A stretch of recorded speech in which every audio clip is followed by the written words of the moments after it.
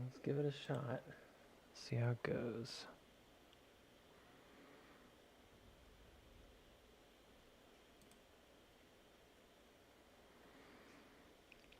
Well,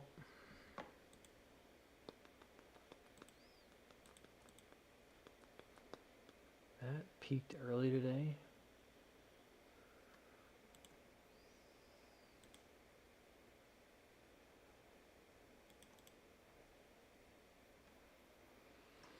I don't know how I feel about this. I feel like it could end up being cup and handle, but it looks a lot like a cat ear to me. The weakness on the bottom.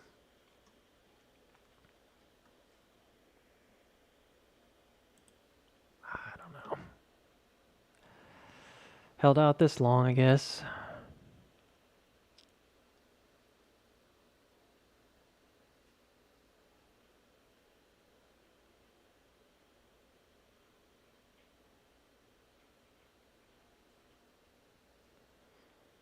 GVH? I don't know what that is.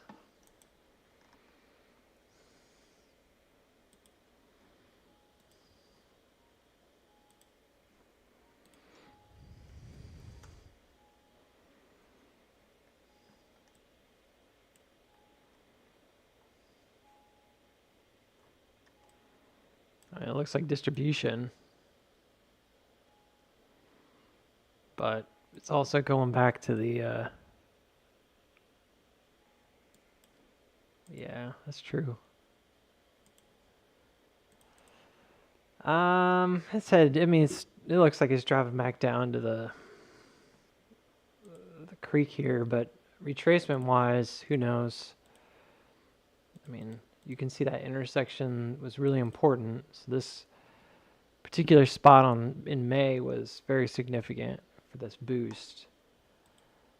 Like I said, I think it looks like distribution. I mean, it looks like it just hit the same wall it always hits and spiked twice with a double up thrust, sold off. And I wouldn't... yeah. I mean, and then it just dumped. So... so like from here, like how do you trade it if you're trading something like this? I'm not really sure that you can.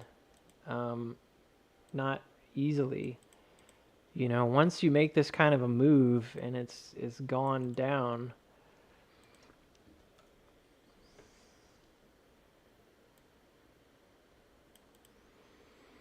There's a triple top, 1, 2, 3, and 1, 2, 3 on the bottom. So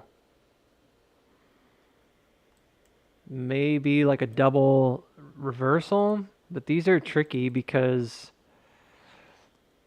like Volkowski says, if it reverses after going one way, it usually goes harder the other way. So it's kind of rare that it...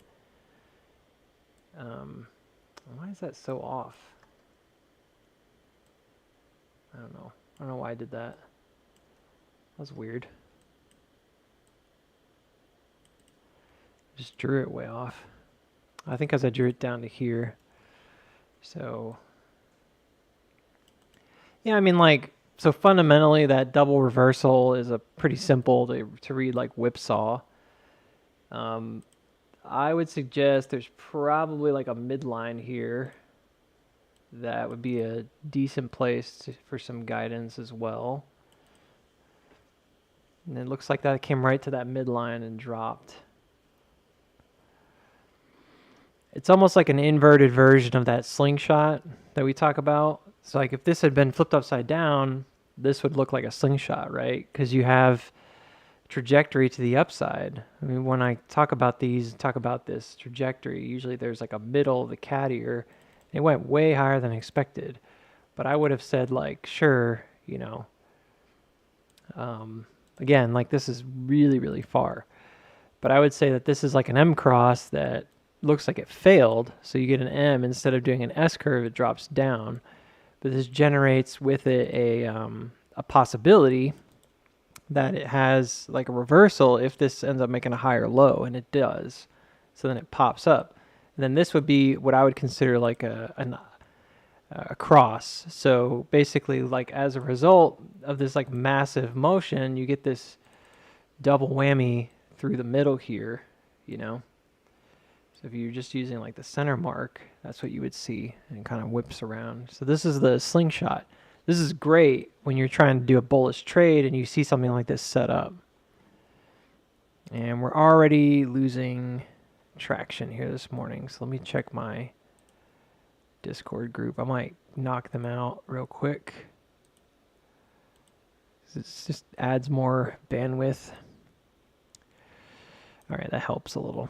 So like this is a great setup for a play. If you see something like this appear and there's divergence or something like that, and you've got a pretty decent setup that's not distributive, for example, and this one I think wasn't. You see how it doesn't like breach the top? Again, this is actually in reverse. This would have been a good setup for potential reversal play. And I would have said, hey, it has to do, if we were down here, for example, and it were traded like this, I would say it has to cross up here. And of course it did it on extended hours, but that's like otherwise it makes a hook, right? And then it continues. So when we flip it back, you can see like that clearly is the way that it happened, but in reverse. And these principles of like slingshots, they're not just one direction, which is part of the reason why they're so dangerous. And a big part of the reason why when I look at stuff like this on AMC, you'll see me constantly drawing 50-50s back to these support levels. Like where does that take you, right? If it keeps going. If this whips around, you know, like a centerfold here, where does it take you? And that's a big part of the reason why I do that, because it needs to be done, you know. You need to have in concept in your head that this is going to be potentially going the other way. And if it does, you're going to be in a spot where you maybe don't want to be on a reversal. I don't think this one actually goes that far down. The more I've measured it, the more I've been like, it's probably not going to go below the floor initially, not before another motion up. So there has to be a secondary motion, because right now the measurements don't take you down past the floor. So these are the things that when I look at in reverse, I'm like, okay, that's probably what needs to happen. So this is a daily chart. I mean, this isn't going to help you looking at a daily necessarily because of the way this is moving. Is it going to reverse? Is it going to come back up? Volume is key. So the highest volume is right here. It hits a peak and then it kind of slumps down into a secondary peak of volume here. Here's what I would say. It's not that complex. If you're going to watch this, we want to look at a smaller time frame. We want to see if there's kind of an overarching trend that we could follow. There's probably not going to be very good ones without extended trading hours, but like that's the first. And it was broken, so this creates a nice pop. Could you have played that? Probably not. It was mostly extended hours, but that was a 40% pop off the bottom. That's just a big reaction, right? At this point, now you're waiting to see if it makes a lower low, right? So the key here is on a reaction play is to read the bottom as a range. So I'm going to switch to extended trading hours because this is not giving me enough information. And I want more information, so like more data to look at. It's pretty close to the same, but obviously this happened in like the middle of the night, transitioning from pre-market, after hours to pre-market. So same deal, you've got this issue of like, where is it selling off? Right now it's selling off anywhere above 96 cents, so clearly, or 9 cents, so clearly like from 10 to 9, it's in a sell-off period. So how do you avoid making a flag here, right? How do you avoid a kind of a bearish outlook? This is where the nuance of range analysis comes in. So once this broke out of the trend, what happened? Because that's the auto reaction, right? So as soon as this broke out of the trend, where does it find the biggest support? And where does it find like the first support? So the first support looks like It's right on the nose as soon as it breaks out right down here. It's going to be close, but I think it went back and retested that support. And again, we're using extended hours just to use it, but and then the place that it really took off was here. So after it broke out, it has a consolidation. There's a lot of inside candles. You can see there's like 1, 2, and then it broke out on the hourly. And then this is where you have strong support at 0.7074, and this is 0.07, basically, like you said, 7 cents, not 0.03. So that's where the main support was. This does dip below it, not by much, fractions of a penny, but it does dip below it. So to me, at least initially, this looks more distributive because, at least for now, what we've got is a breakout of the trend, a breakdown of the trend is a rejecting right here. But, again, what do you look for in these? You look for higher lows. So if it hasn't come back beneath like the previous bottom and it finds support, technically this could still turn around. It's not impossible. Again, it's a volume question. So I'd be looking at like how severe is the sell-off. If the sell-off gets really light and there's just not a lot of volume in it, this could head right back up again. What we often see with the cat ears is that, especially even in a UTAD, if this is an upthrust, this is like a phase B top. There's really no telling just yet if it's done. And again, frequently, yeah, that's already happened.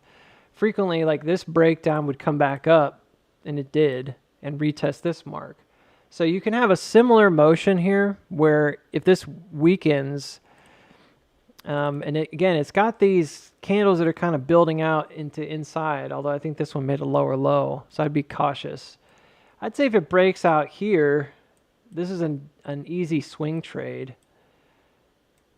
Probably right back up to the 9 cent mark. But beyond that, I don't know if you could do it. Like, I would trade it like one step at a time. So I would say that the first and only real trade here is if it gets a breakout locally, you might get a good 15% swing, maybe a little bit higher, back up to this sell zone here. Specifically, I think the floor there is actually at like 9.092 is right there, that ledge. Because when they came down, you can see it builds out to this point and then breaks. And this is where the distribution is happening. Tried to hold above it in after hours, but that doesn't really count. So, I guess the question is, will you see it come back up again? It could very easily, yes, come back up again. But this is where things get kind of dicey because you're really just looking at this saying like, well, how far could it go? And there's not really much here to go off of. When we look at this extended hours trading, it's pretty cut and dry. It's very similar to the other one anyways, so I'm trying to say. So I think this guy coming down, yeah, probably about the right spot. Maybe 15 cents, and you can see there's another level right here, so the triangulation right there. Maybe 15 cents if it has another stretch. But do I think that the sellers are done? This is a definitive auto reaction.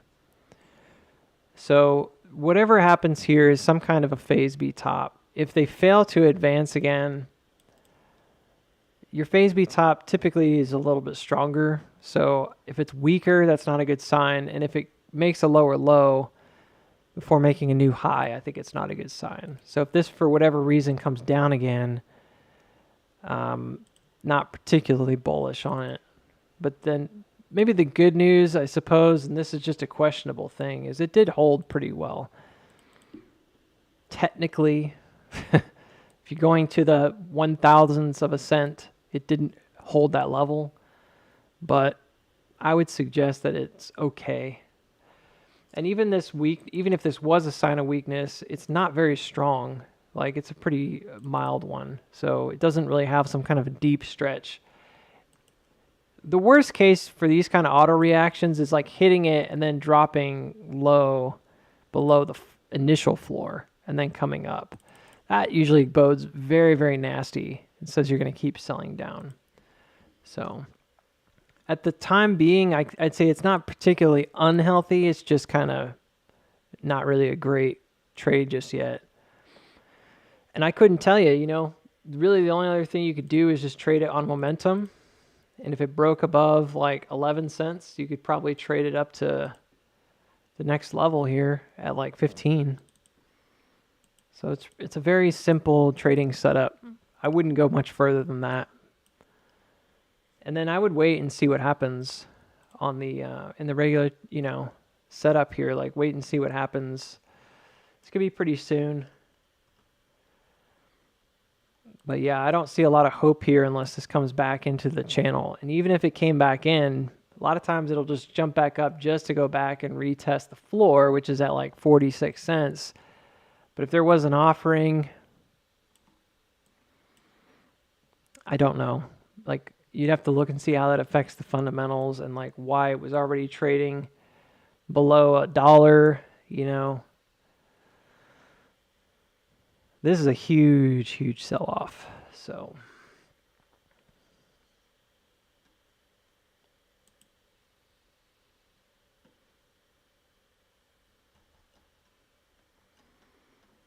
this is like any of the ones that that are more or less penny stocks that traditionally that we think of that are $1 below or something.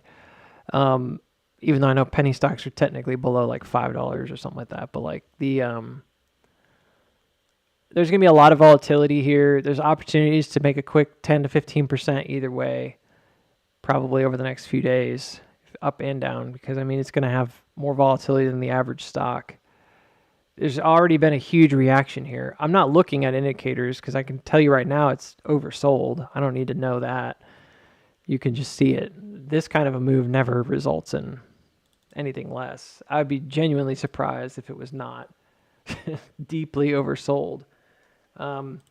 This could be maybe a good indicator also. Since there's not like a really great trend to follow right now, like the steepest trend is just non-existent already. The next one's probably like way out here. That's not going to help.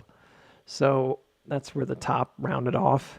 So this might be a good one to use for temporary trades. If you see it butt up against here, maybe it backs up and then butts up against here and it goes and you see it go, but the price action is kind of lagging a little bit. That could be a good place to consider it, especially if it makes a rebound and the price is like behind. If the price is still kind of low, but this rebounds across and it makes a jump, that would be a pretty decent entry. I'm not seeing that right now, but I'm saying like that could be a very good entry point because for a lot of these guys, the RSI will actually be a leading indicator if it makes the jump. But typically what I've seen with them is that they'll jump, but then like they'll still drive the price down and the RSI will actually already be out. And then you get this kind of pop off and the breakout tends to be there. So yeah, it tends to be like, should be right here. Actually, I'm going to move this down. Should be like right there. So really the best time to buy is like on this break. I know it sounds like a lot of waiting, but it could happen in like a week or so. It could happen in a day. I don't know. Timing wise, it's hard to say. If it were going to V-shape rebound, you could go to the point here and go down and do like a really quick, just to see what it is, 68. Usually, even in an auto reaction, usually the market's already trying to do this, but this doesn't mean much to me unless it completes a V-shaped recovery. And so like it could easily like go sideways for a while and then do it later and it'd still be the same trajectory. So this doesn't really help with timing necessarily. So if it comes down again, or if it chops down a low again to like 7, you could kind of plop this back on the chart and just see maybe roughly how long that might take. But there's very few stocks that just kind of make that sharp V like immediately. Usually if it's brought down this low, people want to trade it. Even on like, we looked at Wolf Speed, which went crazy. That's a pretty wild example. But like the first time it didn't do that. The second time it didn't do that, you know? The first time and the second time kind of just did the same thing each time. It wasn't until the third time that just kind of popped and went. And yeah, at that point, your recovery looks great. But like the first two times you try to trade that V shape, you'd been out of luck. And you would have actually been averaging in at $3, which is where it ended up, which is about right. You know, I said it might end up here if it gets above that mark, and it did yesterday. So I mean, like, this is just one of those things where, yeah, I could rebound and just go, but who knows? I mean, this could take a really long time. This could be back down to a penny before that happens. But I would say if you see something like this is a pretty easy way, in my opinion, to use RSI, and it does typically work. And if it's not there, it's not there. Like the setup doesn't give it to you, oh well. You know.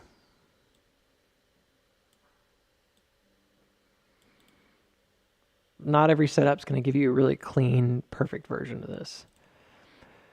But everywhere I've seen something like this where the RSI is kind of leading the price, it's already made the jump, and then it breaks out again, that's where you usually see that price action follow through. If there's weakness on the chart, it's almost like the price is just waiting as long as it can, like squeezing it out. So,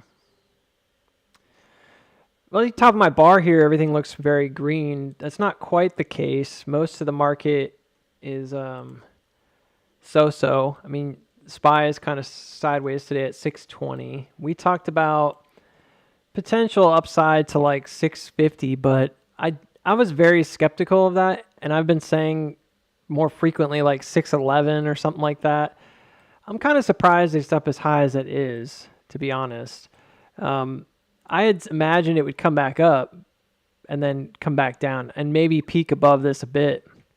It's went way above it, so just way back up. But again, it's overbought, and I want to stress that while that's not necessarily a bad thing on something like the S&P 500, in recent days, when we've had these kind of long-winded upsides that have divergences or whatever, this is an example of one right here that's very similar in some regards, where you have like a divergent two tops.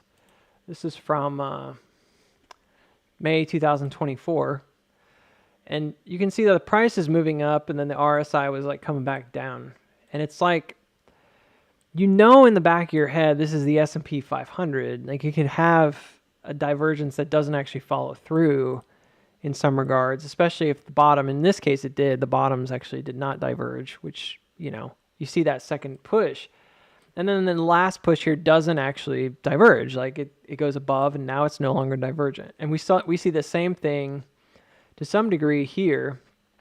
And my worry was that we were going to get an experience like this where we may push up and push up again and get above the top, probably have a double move up. And we did. We pushed up and we had a double move up. All of that's great. I even had some of this going all the way up to, again, like 630 here. It's not like this wasn't on the chart. It was there. But as I'm watching it, I'm looking at these and I'm like, man, I don't know. This is hidden divergence here. So it's like a double whammy, right? So you have bearish divergence on RSI from peak to peak. And then you actually have a hidden bullish divergence here because the RSI came down, but the price action was higher. So it's resetting it lower. You got more room to run. And sure enough, we get this kind of gap-filled advancement. And that's the biggest problem that I have with the market on the whole. Is like, this is just very structurally unsound movement. And I know that some people won't care. They'll say it doesn't matter. But it should matter to us. If we want to have a strong foundation, we really don't want to have these like constant after-hour gap-up moments like every other day. And it feels like it's like the same thing here every other day. And we're getting kind of tighter. We've got these like really small gaps like all over the place, just kind of pumping up. You know, when this falls, it's going to be bad. And it probably will have some kind of a shock to the system. If it's not going to happen this Wednesday, then it may happen August 1st. We'll see. I'm not suggesting it does something like this, but just as an example, like when you go up and you're kind of pushing in some terms in a divergent way, in a weakness, once it does rug pull, it's like pretty nasty. And this was just a reset of the RSI and it drops really far, and we've seen that worsen and worsen and worsen. Now, I'm not expecting it to go all the way back to 490 or something like that. I think that's a bit out there. But I had imagined that this would begin a reset. So I had it pushing up and then basically coming back down and beginning a reset because we haven't checked these major creek crosses. Again, RSI may not be the best indicator in the world, the strength index, but it tends to follow the same rules as price action. It tends to follow through. So this was kind of a weird one because you had a bearish top, but you had a bullish bottom. And then I thought, well, it's probably going to pop again and come up pretty high, and it ended up reversing that. But now you can see in a similar light, if there was a hook here, it's going to be pretty bloody. Like you can see right here, the same thing happened. It kind of peaks out and then it starts losing steam. And specifically, this is back in July. It's a really similar time frame. Really, really similar time frame. This is July 16th of last year. This starts losing its momentum on the steepest possible uptrend, right? And by the time it does that, you can see that the RSI it did peak again. It erased the divergence, but the RSI had actually come back underneath the moving average. And both of these peaks, I mean, they're really like last-ditch attempts for people to get out. I mean, it's kind of like the last, and obviously there's more. I mean, even looking forward, it's kind of weird how high this sits going into the bottom until it finally drops. But this kind of a build-out is not uncommon where you have this kind of reversal happen here. If it fails to advance twice, that's usually a nail in the coffin for the time being. So this actually started failing before it even got to the top. So it started dropping, and then it begins to slump pretty hard. So I would not be personally and I've said it before, I didn't even want to trade from 603 to 611.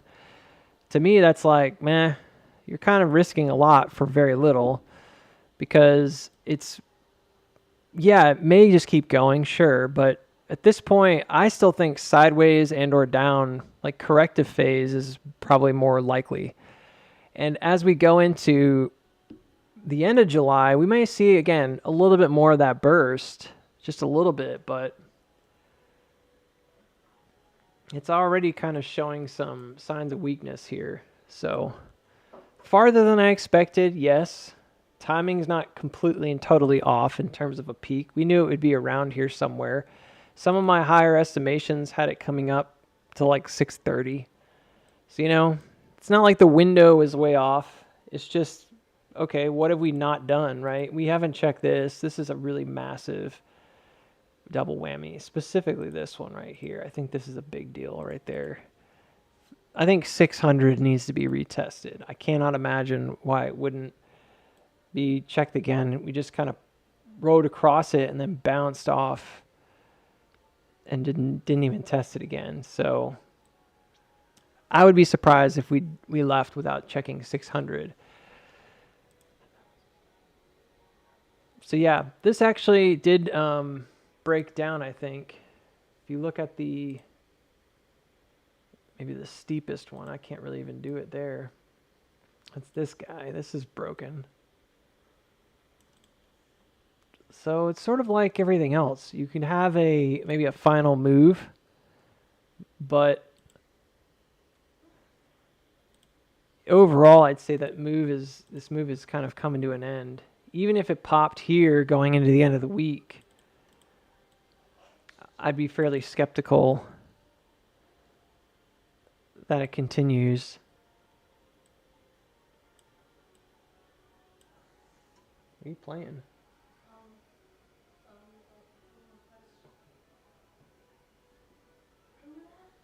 Huh? Yeah. So this would be particularly kind of suspect, I suppose. I could see it coming up again, like right here, and like pushing up one more time before failing. So it would not surprise me if we actually get an upside tomorrow, and then maybe even make a higher high. It's totally possible. Maybe going into Friday and then or Thursday, and then I would be kind of expecting it to start slumping down. So how does this play into everything else? It just depends. We talked about AMC a lot yesterday. I didn't finish it, but I finished it after the stream. I'll just show you the chart and then we'll move to GME. You're asking about it. So what did I learn yesterday about AMC that I really want to convey quickly here? I learned a couple pretty important things. So one was when we were doing the wave, that the 2024 wave that I had made ended up being pretty accurate. I'm not going to go back and look at that video. I don't want to do that, and I don't really care if people don't believe it or whatever. I had back in 2024, the very beginning of the year, right around January here, I had done like a diagram of what I thought would happen, and very similar looking, but I thought it might come up and then back down to 250. But what I didn't leave on that was this waveform. And so yesterday during the stream, I reintroduced the waveform, and then after the stream was over, it ended very abruptly. I went ahead and finished the chart because I was like, I want to see what I can glean from this. I don't want to just kind of leave it undone. I haven't looked at this in a while. It's been a while. I think I brought it up like one other time, and that's it. So what did I learn from this? I learned actually quite a bit, because as I was going through this, I'd already done this chart and I talked about it yesterday. I'm not going to go at length about what this is, but this bottom is very similar. It's just built out really low. And I learned that indeed, like, these levels are correct. Like, this is where you would expect it to be, not significantly higher. It's low, guys. The longer this took, the lower this goes. And one of the things that surprised me the most was when I looked back at the build out on these bottoms in 2021, that July-August bottom right here is really, really similar from a fractal and wave standpoint. Both are distributive, okay? So keep that in mind. But they're very similar to the one that happened in 2022. I'd even done the diagram here and got those measurements based on that. All right. Now I could do the same thing now and potentially give you the same outlook. But what's fascinating, I suppose, is that the angles are the same. So the operators that have drawn us out are using the same angles. And I don't know if it's because they're still the same people in the play. Your Vanguard and BlackRock, I don't think have ever left it for good. Like taking their hands off of it is what I mean. And they typically are your EMU, your alpha operators. So they typically are the ones that are driving the price around. It's the same angle every time. And that angle was reused multiple times in all of these setups. When I applied it here, I just copied and pasted it. So I took that same angle from back here and I looked at it in relationship to where we are now. And I was just curious, like, okay, does this have the potential to S-curve back up to the top?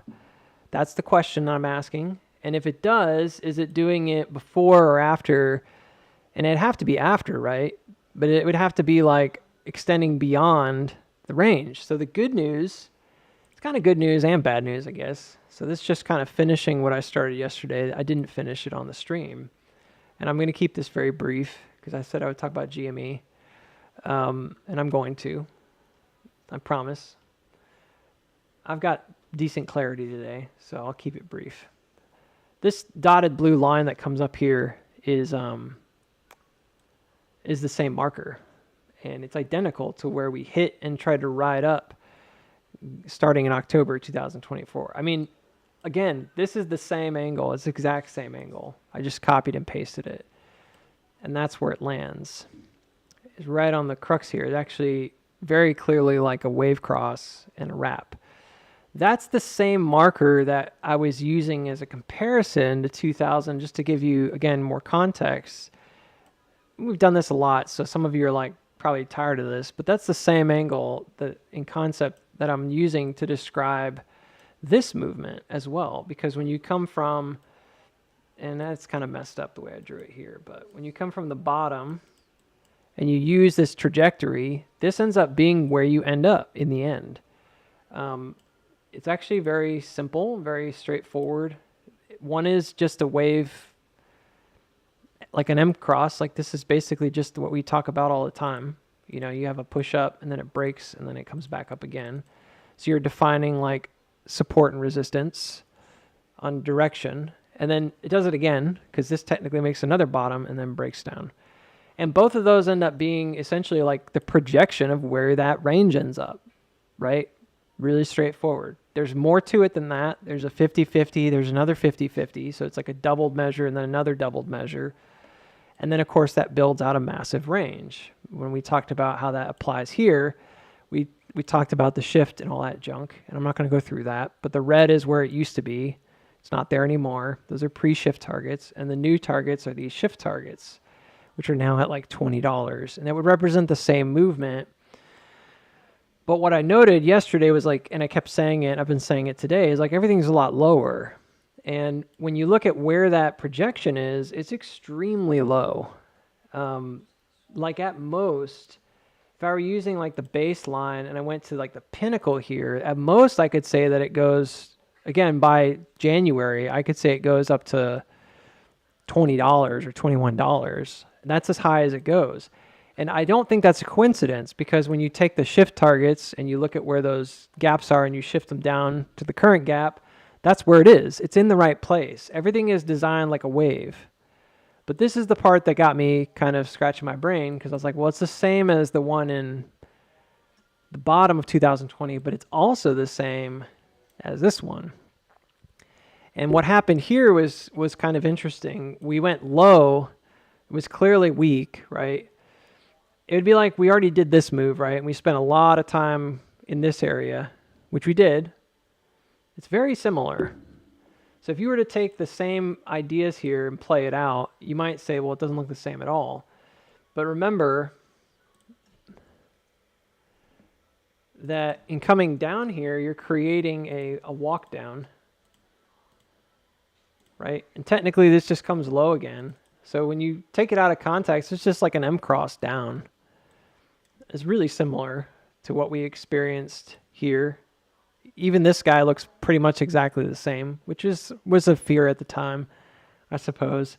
What's different is this would be some kind of extreme sign of weakness or something. But then there's a breakout, and then the downside is this kind of long-winded distribution all the way down back to the floor. And in this example, it's actually far worse looking back here, which is good. It's a positive for us. You get this pump, massive pump all at once, right? And then there's this really long-winded sell down and buy up. It's very weak. This actually goes and makes a new low. It dips way below the range at the time that was built and then comes back up, and it's essentially just a big fat hook. It's a giant M cross, right? Support, break the support, course through it, come back, hook, drop. Very classic, like hit, there's support, SOW, up thrust, pull back, hook, dead, right? All weak throughout the middle. But this part is where I got interested because I looked at that marker and I was like, you know, if you go back to the original wave, those first couple of years, even if you draw it to the top here on the March peak, this still exceeds it. This was like a false breakout. It was more than just a distribution hook. It also falsely broke the top of the trend, no matter how you draw this line. Like I could draw it to the peak here to the peak here. That's as far as you can go. It still broke out. So this was a very effective UTAD of sorts where it comes back up. It reminds me a lot of what happened, to some degree, what happened here, because there was like this massive pump that goes all the way back up. And you're like, you think it's going to go out, and it even breaks above, you know, the then trend right here, but then it fails, you know, to continue. What does that mean for us locally? Well, not too much because, again, if you're comparing the two and you're looking at 2020 and you're looking at that 2022, you would say that one goes up, one goes down. One is clearly more accumulative, has stronger accumulation ties. The other is more distributive. We've got kind of like a Frankenstein of both right now because there's evidence here that this is much stronger than 2022, but there's also evidence that it's weaker than 2020. So somewhere in the middle, and that's not good. I wish it were more one or the other, but it's not. The bigger problem is that I think this bottom needs to be really defined. And I think this is a potential soft, maybe a weak spot for AMC right now because I did all these measures and I don't want to get too deep of detail, but I basically found that if you use the same type of measurements on these iterations, you still come up with a lot of dates that terminate from August 12th to September 11th, which is common. That's what we found. I did find that there were two sets of date that terminate from December 1st through the 15th, which was curious because I always thought it was going to be closer to January, but they, at least in this particular case, the way I measured it, they were a little early, sort of like an early Santa rally. And that might fall in line with the idea that February is actually like, it's done, and it's February, March are actually just a fall off period. I did find that there were very high probability targets late August to September still in the same region. Whether it hits low or high, you get to the top of this range at 665. And that's very low compared to what we would have hoped for. I've said this repeatedly. I think there's a lot of reason for that. It could be even worse. I mean, I'm just being honest. Because in theory, if you look at the way this has set up, if this has any kind of like a sort of a symmetrical layout to what we see in 2020, it really should be here, which is kind of really low. Now, the reason I'm not so sure, or I'm not very confident that that's likely going to happen is because, at least for now, if it goes into a spring, it should at least double up around the $4 level. So if it drops down even to like just the 226 and you double up, you're going to get up to 722. It doesn't really make sense for these markers to not do that. But I got to be very, very honest when I say like it's entirely possible that this doesn't even go past 570 on the first move. Because in theory, like the actual place it needs to find support is really not, it's like 350. So you can have a very, very, very, very, very low reaccumulation here to get back through this range. I don't know why you would do that. So before you guys say like, well, that doesn't make any sense because liquidity has already been or, you know, I'm not saying that that's a great place to be. Like, I still don't understand it for liquidity purposes. Why would you stop there? You've already traded it. That's very unusual. Usually you trade right above it or right below it. Those are the two main liquidity gaps. We've still got one right here, 355. It's been going on forever. But wouldn't it make sense if this is where you're distributing and you're constantly distributing here, that this might actually end up being where you need to find like a platform, right? So either way, it doesn't matter how high it goes. I think it's going to come back to this area between 350 and 4. That's very painfully obvious in this setup. And all the trajectories are still pointing that way. Nothing about that has changed. But here's the curious part. So last thing, and then we'll switch to GME. This setup doesn't really bother me. It's just a thought in my head. When I look at this big picture, my big goal was like, well, how do we measure this as a wave if the wave is just going around, mathematically speaking, if we're just creating like an equal distance? Let's say we were going to make the exact same move, right? How would you measure it from top to bottom here? If this is just a big wave and that's the middle of the wave right here, and I think it probably is, right? How would you measure it? Well, it measures very well, as you can see on my diagram. It's not exactly way off. If it hits a new low slightly below 239 or 239, then it goes right back up to where it should be at 12. But you guys would just say, well, duh, because that's the exact same distance, right? If it would just be a penny difference, right? Yeah, I know, but look at the time it took across. That's not so that's not a guarantee. Does that make sense? Like, that's not necessarily a guarantee. If you had done the same thing over here, let's say you hit 239 previously. So before you say like, well, yeah, duh, because it's equal. Just remember, like, if this had hit 235 or something back here, it would have been roughly the same move, but there's no way it wouldn't have not come above here. Like, if that's the same move, it has to come above. So in order for this to time out, even if it's the exact same or a penny off, in order for it to time out, it has to have enough time for this trend, specifically that blue one, and the other two are kind of around it, the orange and the yellow here. It has to have enough time for that to clear that or be right beneath it if you're going to make a perfect retracement. So where does it make that perfect, motion? Well, if you go to 239, and I'm going to tap down my keyboard real quick if I can get it to move. Doesn't want to move. Let's go to 238, and you can see that the shortest distance, if it's the same move or roughly similar move, the earliest that you could do that without jumping it would be October 10th. Or excuse me, so like if you did it any earlier than that, it would probably jump that mark. Okay, but remember, this is just a trajectory. And when I go back and I look at what happened here, I remember the trajectory being very accurate up to about this point. And then beyond that, it was kind of a range. And I didn't know exactly how big the range was going to be. I had estimated $24 to $27, I think, at the time. And it was pretty darn close. But it was really more about like hitting this edge in that middle. It actually goes above it and it wraps around it. So in theory, like, does this mean that it couldn't go above it? No, right? So we do have this sense of like, okay, yeah, it could just wait till October, but that seems really odd, right? And if it waited till longer than that, it'd go even farther. So there's sort of a sweet spot, right? There's a place where you would say, well, this is more likely going to happen or not happen.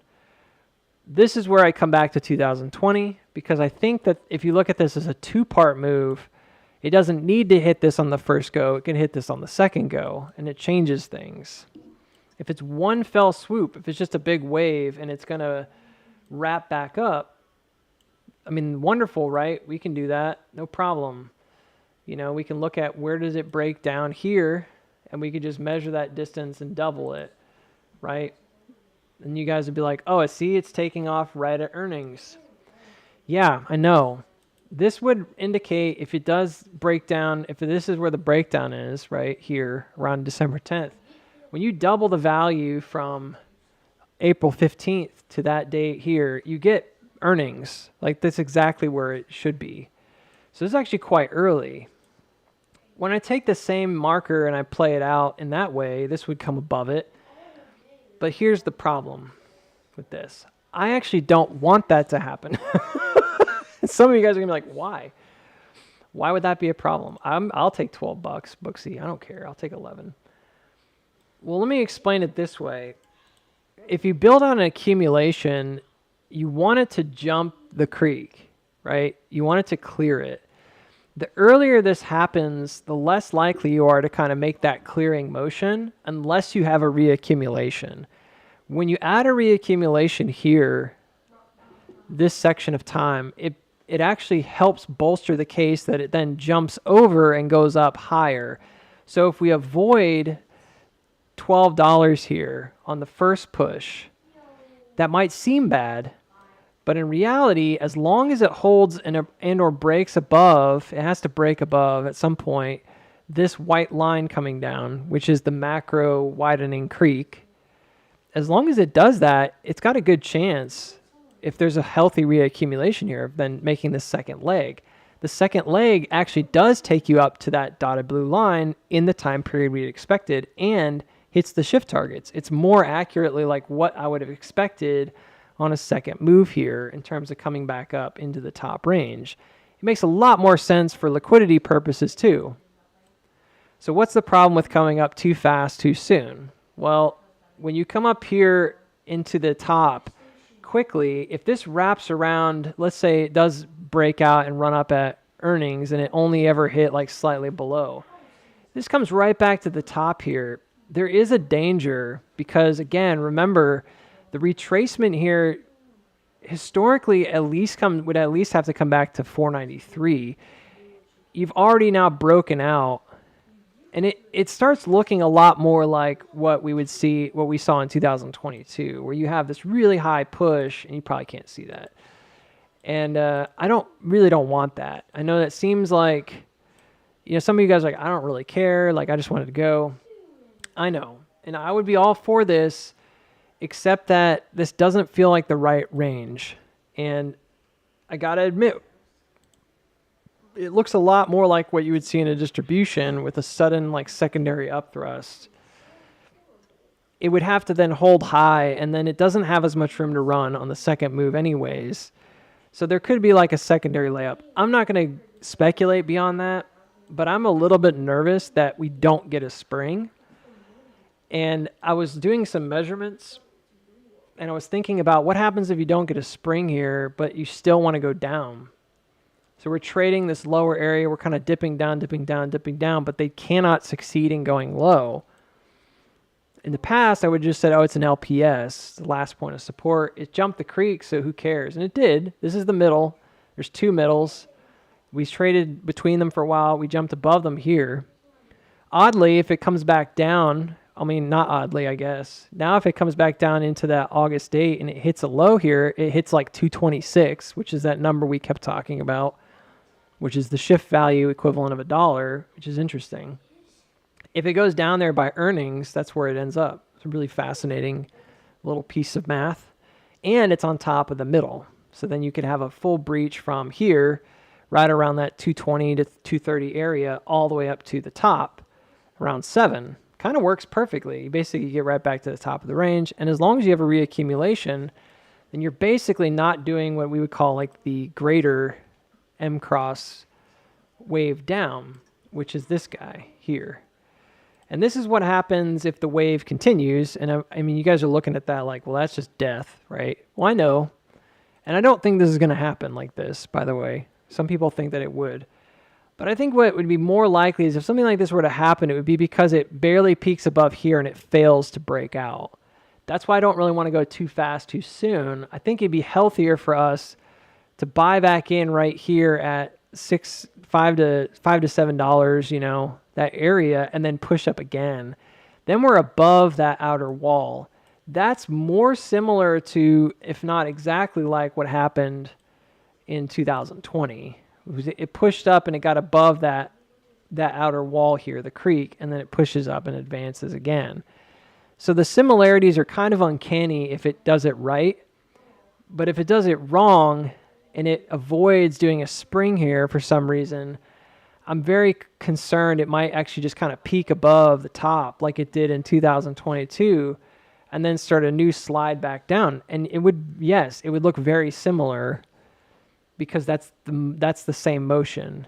And it would not happen all at once, It wouldn't be like you'd hit the top here and then just go straight down. You'd have a massive amount of kind of judder in the middle, and probably stay even above $1. Like it could hit $1, but it would look like good until here, and then you get some kind of a fake break. And if it doesn't work out, depending on what happens at that point in time, that's where you really see capitulation take shape. So there would be like moments of uncertainty here where you're thinking it could go again. But that's a bearish outlook, right? That's super bearish. And that's ultimately like we're going beneath the dollar and staying in that penny stock kind of territory indefinitely. So I would I'm not saying it couldn't happen a little bit of a both kind of way. Like it could happen, but I'm very concerned if it doesn't make a spring. And some of the measures that I took yesterday were concerning. And I'm not going to, again, I said I'd do GME. This was the last thing I was going to say, and it is. I'm just very concerned. 304 as a middle looks really appealing to me, and that does lead to 226. But a lot of the other measurements were measuring out to like 248. I think what the 248 is it's like a temporary bottom.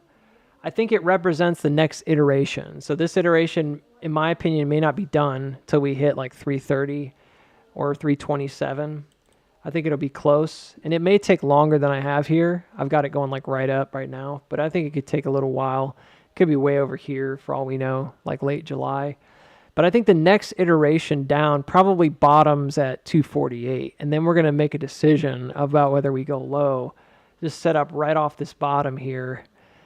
And that's where I'm like the most cautious. We're not there yet, but I'm very concerned that if we kind of just take off and we avoid going down, I know what people are going to say about it, that, oh, it's a change of character and this and that. But I'm like, why, after making an SOW and doing what you did here, would you avoid making the spring? And it's just very unusual. So fingers crossed that doesn't happen. Yeah, fingers crossed that doesn't happen and that we get that push. Really just at this point, I could say with some definitive, yes, I think this happens, that we're probably going to see by late August or September, we're going to see at least 650. And it ended up being more like 7 to 9 area. I'm not quite there yet to call it, but I think that's possible. It could extend beyond. It should extend beyond if it's going to run later. It should at least peak above here some. Because it can do that without making like a new high. But I really think we need to get that creek jump. This is very classic booksy, you know. This is not, I mean, it's not really not that interesting in some ways. I mean, it really isn't. Because if you were doing this, you know, normally you'd be looking at this, and if this came down and pushed up, that's where we are. I mean, you would be saying like, well, yeah, this could have a spring here and then jump the creek. But after it jumps the creek, this is exactly basically where we are. Something like this, probably a better way to draw it, because I think I like that marker better. That's the stronger creek, and there's a steeper one, but the steeper one's almost already like gone. I mean, it'll jump pretty fast. But like after you jump the creek, you'd be like, well, where are we going to go? Usually it's pretty straightforward. There's a level here that will provide resistance sometimes. And then there's usually like another level here, which is the one we're measuring out right there. And that's the one that ultimately the wave will come up and make a decision. And yeah, we also have in this instance like a widening. So there's another creek up here that's really important to break out of. And that's where we're at right now. So this is totally logical that you would expect this to push up, maybe stop there, and then do this after like a spring. So that's what we would want to see. But that does mean that 350 and 4 are still on the table here in this area, right? And then beyond that, you have to see that second jump push above here. And again, the way in which this happens can vary. And what we saw in 2020 was that very dramatic push like way high, and then it kind of reaccumulates after doing a really low dip. It kind of does this all at once, sort of like that. It's not the best example because in 2020, obviously, there was no major singular push up. It was more like this. But that's the only difference between the two. That's it. Like, add this on there, and it changes some dynamic of it for sure, but otherwise the same. So this is very normal, like what we'd expect. And this is what I'm wondering about this midline. If we don't go there first, it's actually kind of better longer term. So, yeah, so GME, we did talk about it yesterday. And I think GME in general is okay. I mentioned that I thought it would be probably decently healthy if it made a rebound here, and it looks like it has. I was specifically looking backwards at this level saying, well, we'll see, if it holds. I'm not a big fan of this motion. This looks very like more distributive to me. just the idea of it kind of like eking down slowly and then doing this like little U-shaped pinnacle here doesn't make me feel good. It would not surprise me if this dropped. It would also not surprise me to see this pop higher than expected and really come back up and retest here, like quite high, without actually advancing, because there's a few different resistances, and one of them is, again, probably up here around that gap fill. And I could see that breaking out if it came above 23.14, breaking back out, back to the top. As of right now, it's all contained. So it's a anything goes kind of mentality, because it hasn't yet pushed through the bottom, nor has it really come back up and retested the previous range at 23.50. So AMC and GME both have this kind of, in my opinion, this potential right now, and I'll just show you by comparison.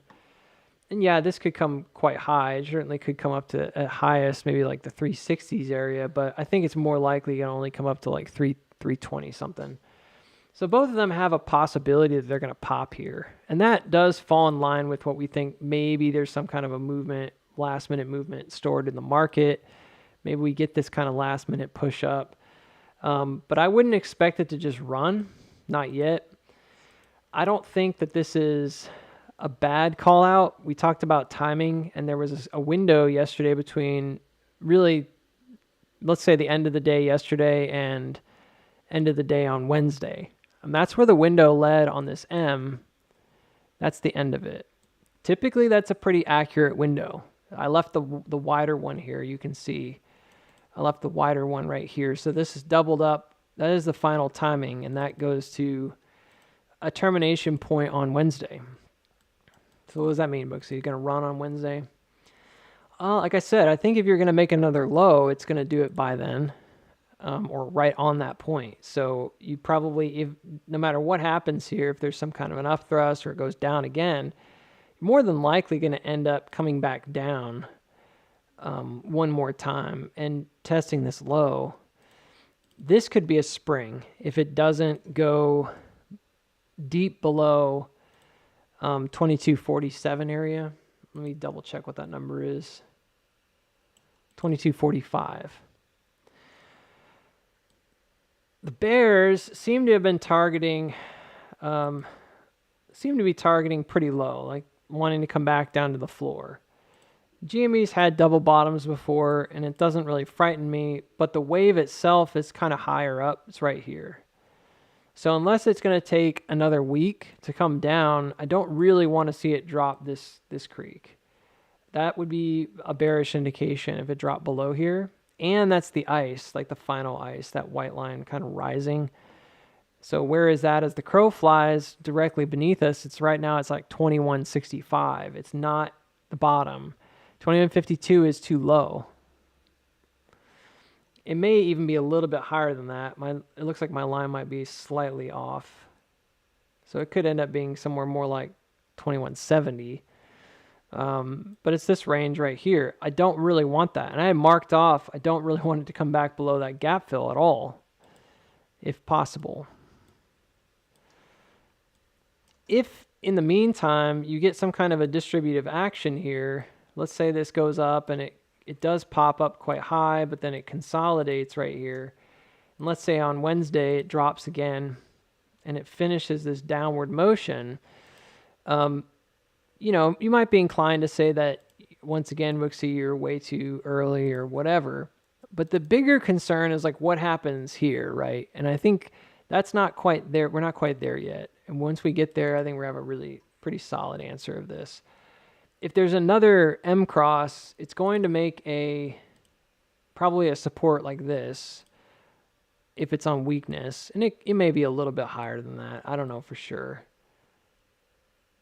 This is a hard one to estimate. So this could be sideways even longer, right? But the bigger question is like what happens when it gets to this floor between 2245 and 2211. I think for me, that's kind of the big zone to like see the recovery. If we see a recovery in there, I don't care if it fills the gap. That's fine. I just don't want it to go below there, ideally. I think that would be stronger. I do. because the way this sets up, it sets up bullish as long as it holds up here.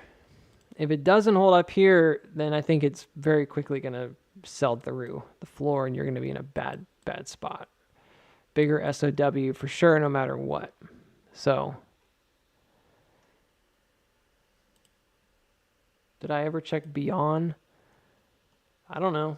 Did you ever ask me about it? You may have. If you did and I didn't check it, and then I apologize. My stream has been kind of crapping out very frequently, so I've had a lot of problems. The last 3 streams, maybe 4. It's been pretty bad. So if you did ask me about it, I may just not have gotten to it because the stream dumped.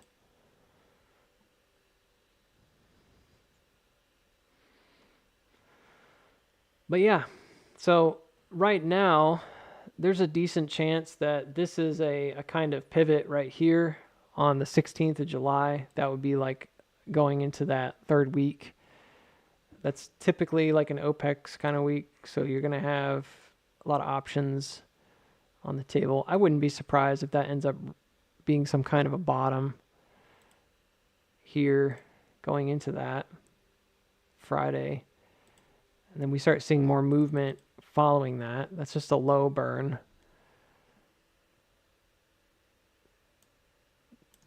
That's it. It's not much else to talk about just yet. I know it's kind of boring. The resistance that's being hit is the original ice, and that got rejected here. So in order for that to kind of rebound, we need to see some strength. I would like to see it hit 2310 by Monday the 21st. I think that could be very strong. And I do think that probably represents like a pivot here if that's the case. What I mean by that is it's like a halfway point of the larger wave.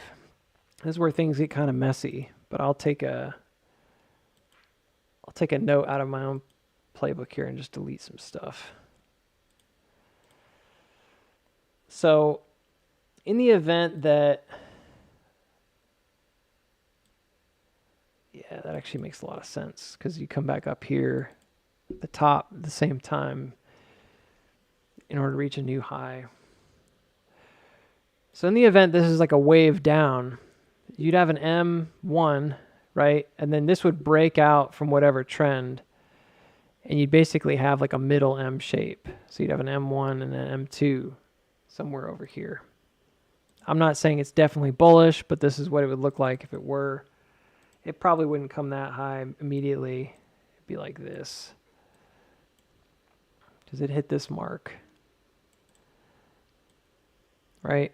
And so this would be like M1, M2, and that's the middle of that shape. And you'd have a basically like a variable S curve. Because if this turns around, that's what's going to happen. It's going to turn into a new S curve. Right? And this becomes then a center point. This is why this is like a pivot. I don't know if you can tell. My measurements may be a little bit wonky, but this is actually a pretty interesting case study because if you take now from here, I mean, it could be to the middle. This would actually indicate where an S curve would go later. Now, I don't have this drawn out. I have it drawn out really weird.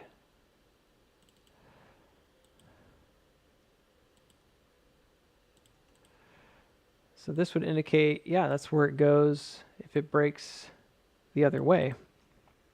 So this would be a moment of, oh crap, right? But it's actually like a slingshot. And it probably does even a whip around of this top that's already been created, more than likely. Which means it comes down to 2271. So may even have a low drop, like 2270. So this stays really muted at the bottom. One big push. Just enough to get you over the edge. So what I'm charting here is theoretical. It should not be taken as financial advice, but it's essentially how the wave builds out if it's bullish. Again, I don't know for a fact this is the way it's going to go. What I'm looking for specifically is I'm looking for certain patterns to follow through on this in a way that is bullish. And if it doesn't, it doesn't. I can't control that. But at the very least, I can say, you know, hey, we had this pretty well mapped out. I actually think this would be maybe even slower, like more painful. Because the waves themselves would not accelerate until on the other side. Yeah. But the reason why this becomes a pivot, though, on that triangle, and we've noticed this before, is that sometimes, I don't really know a better way to put it, but sometimes the, I guess one reason why I have to say that like I'm saying it with like less certainty, is because this is not a phenomenon that's all the time. What I've noticed is that sometimes there's a cat ear on this side that seems to point directly to where the next top is going to be, that trajectory. And we've kind of gone through this before, like this happens. And then typically what happens is the downside ends up pointing to where the spring ends up being. And so this ends up being like the best move that you can make right here on the opposite side. Sounds ridiculous because it sounds like, well, why would they plan all of that out from the get-go? But time and time again, it's there. However, there's one caveat, which is that sometimes, depending on how the next range set up, because you don't know for a fact that this is going to be bullish. This could be anything. But sometimes what we find, and I think this has happened more or less like at least half the time, is that this actually doesn't direct you necessarily, depending again how this sets up. This doesn't always necessarily direct you to a spring. If this is facing upward, I've noticed that at times this looks more like, oh, it could form like an S-curve. And this ends up being like a pivot. So you end up having like a center mark.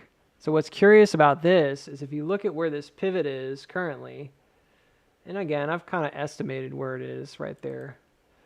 But if you look at that and then you look at where, if you take this from a peak and you drive it backwards, look at where that is.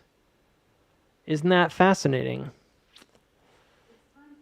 So I don't know if you missed it, but one of these, this guy, this is purely like measuring the shape of this M to potential low or a breakdown point. That's just this guy measured out 1, 2, right? So up, down, very simple. The second one is a full measurement based on the original ice level, which is this trajectory up. That's this guy going this way, right? And that one actually measures, again, I'm taking this measurement from the box. I'm measuring it to the breakdown. I'm using that as a potential pivot. That doubles the value. So it goes from June 12th out to July 7th. That doubles the value going out to July 24th. Now, it's not over the moon. It's at 2650, but 26 is a really important level. 2650 is a very specific kind of level, too. It's a retest of probably this guy and then some, right? It makes sense. There's a lot of reasons why you come back up to here. It's not like a weird liquidity number, right? But that's just an S-curve. Then look at the pivot because there's another angle here, and the final angle is the top angle, and that one's actually pointing to what we're saying could be potentially a pivot point. That pivot point representing like the middle, right, of a new downward motion. This is a really abstract triangulation, but mathematically it should be correct. And when I took that and I measured from the back end, like, well, where do you end up? Remember we were talking about over here on the 24th. Look at that. That's exactly projected. It's a 50% projection. So let me ask if we think that's a coincidence. I don't think it is. And so what I'm saying is that this measurement is the same.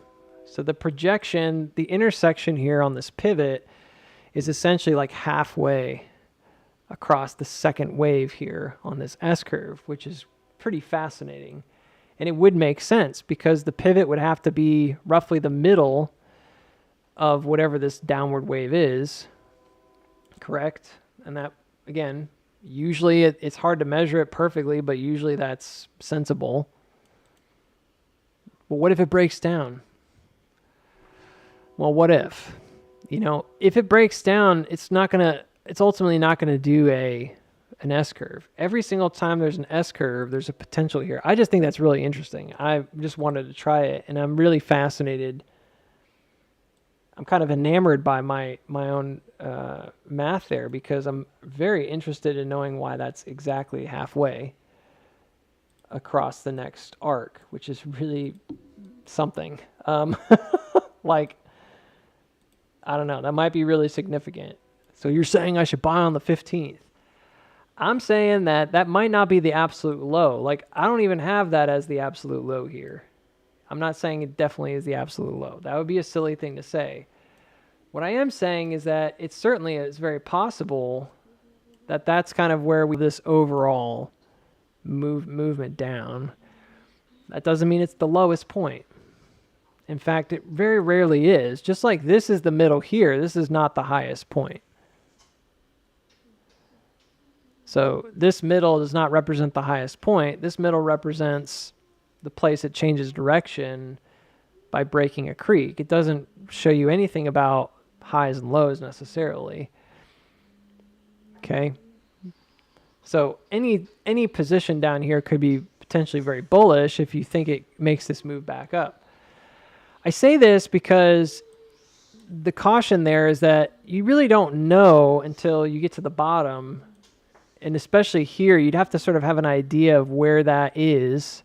Is this accumulation or distribution? I said I'm feeling mixed about it because of the way the top built out. I didn't like it. I think it could have been much stronger. But at least for now, I would say it could definitely be accumulative. I wouldn't rule it out just yet. But I think you have to then look at this and say, from a helicopter point of view, like, what's more likely to happen down bottom, right? If it's bearish, then you don't necessarily have any guarantees here that this couldn't just like come up short and fail, And this is where we get to the secondary kind of cat ear motion, right? Where does that happen? Why does it look like that now? You made it into an M. Exactly. Because every single M cross could be an S curve. It happened right here as well. The key is the jump is right here. There has to be a kind of a double whammy jump over the creek when the M crosses up. So you get M1, and then M2 is a jump up and over. It could even be far more accelerated than that, depending on what happens here. If the M jumps up and over early, right, this could turn into something very, very different, very, very fast. Granted, the timing might end up being pretty darn accurate, but this could accelerate very quickly because waves are multi-layered. Like, they have different time frames at different speeds. So this wave is huge, but within the middle of that, there's like micro S curves. So you're always able to kind of find different ones. There's one right here in the beginning, and that worked pretty well. I think it terminated where it should have. There was another one, if it continued high here, that could have gone up early, and that's the one I had on the chart before, to 27. So if this had not broken through here, but instead had stayed kind of strong, then I would suggest it could have been another S curve right there. That was already on the chart before. I just deleted it a minute ago. But again, similar notion, but just working through the wave a different direction. So how does this play out into the big picture then? I'm not saying there's a lot we need to sort of change or adjust on GME right now. We had talked about some pretty huge macro wave movement, and I think this might be a bit too soon. This looks like July 30th, but I don't know where that came from exactly. I'd have to double check it with the math. I think what we were doing is we were using this guy here, which I don't believe is wrong, but I'd have to double check. It's been a minute. I don't know, that timing looks way wrong though.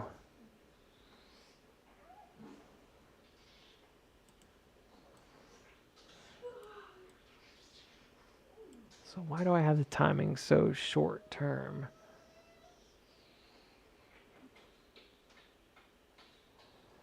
No, I don't. I have two motions. One's here.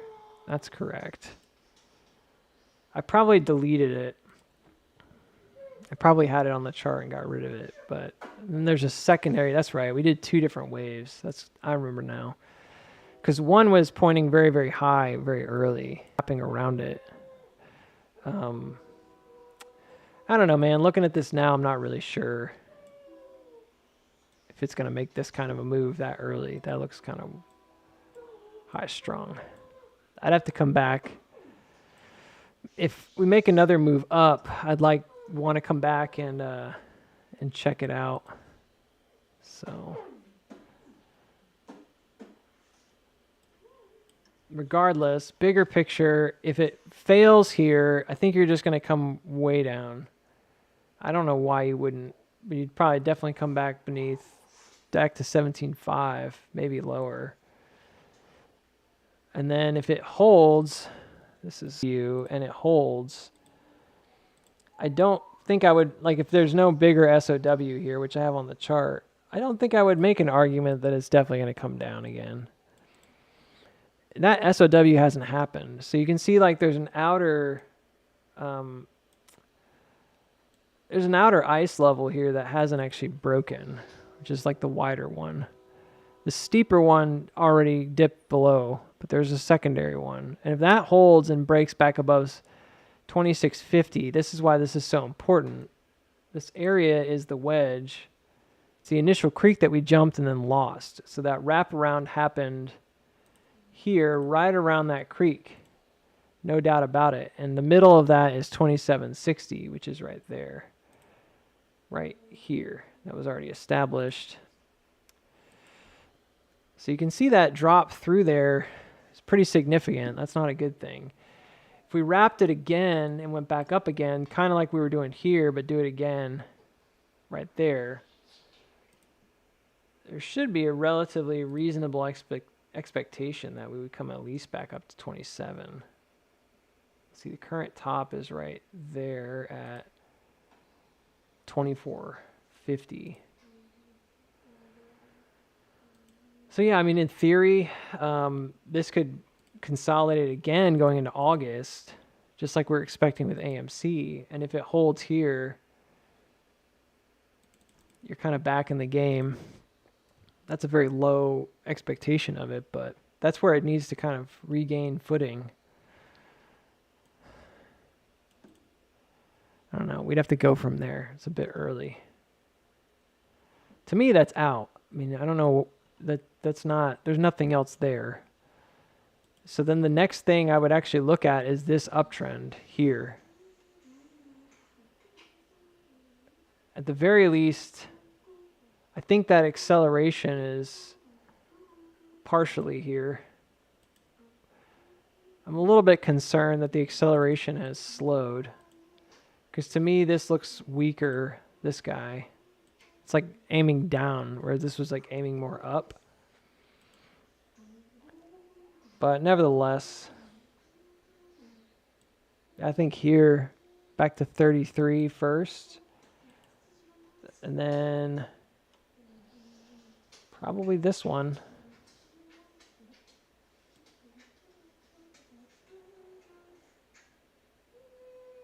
So coming back up to 50 by September, potentially. And I don't necessarily think all these things happen all at once, but you could see something like that. It's not unreasonable. Well, it's only $50. Ooh. Yeah, but remember, we're talking about AMC maybe going up to 7. So you're talking about still percentage-wise from the bottom up here. This is 126%. If you're only going to go from 3 to 7 or 250 to 6, it's not that different.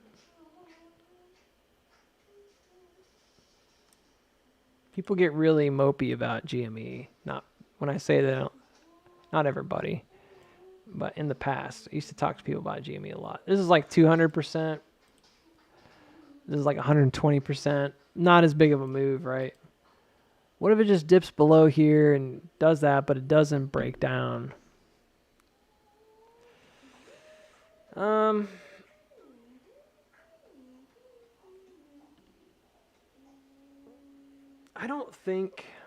don't think it could go down here and then go up immediately without the expectation of like some kind of a spring. It's basically consistently made higher highs. Even in this, I don't think it broke below that bottom at like 2070. So it would need to come all the way back to this original bottom, or at least this one, which is like 1868. So like that's pretty far down.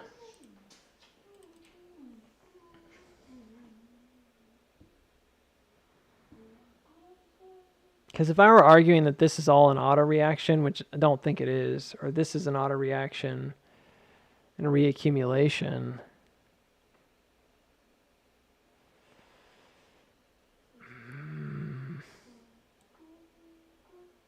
let me think about it for just a second. Let me not make a jump decision here.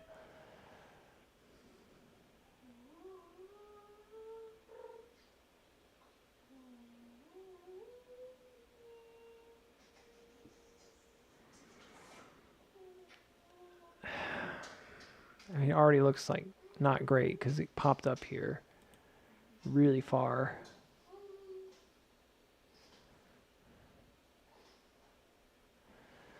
Yeah, it would make a lot more sense to me if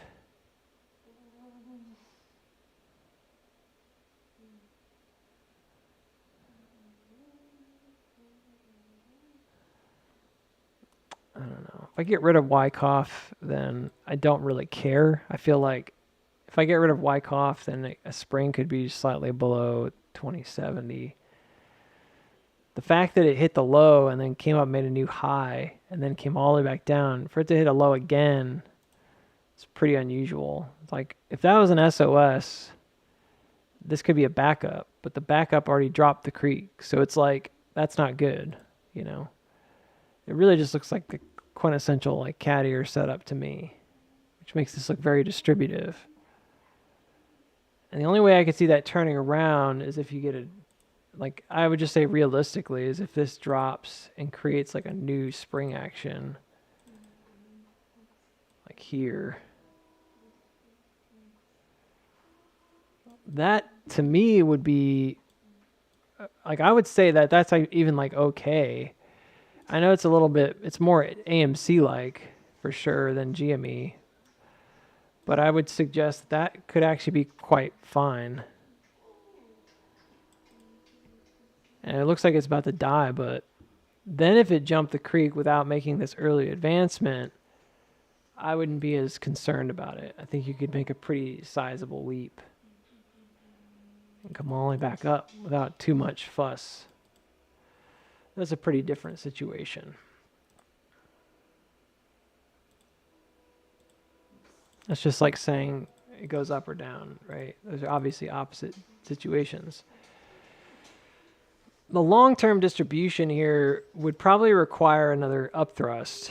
That's kind of where I'm going with that line of thinking. So if you were going to sell off again and you were really going to try to sell this down, you'd probably come up to push up one more time above either 26 to 27 or probably even as high as 33 and then crap out from there. Based on the way this is trading, that would make more sense to me. But anything holding above here does not make that happen. So, yeah. So this, if this is a cat ear with a paw or whatever, normally this would have come below the previous bottom, and it didn't. There's no real super strong SOW. I might have to look at it one more time without all this stuff on the chart again.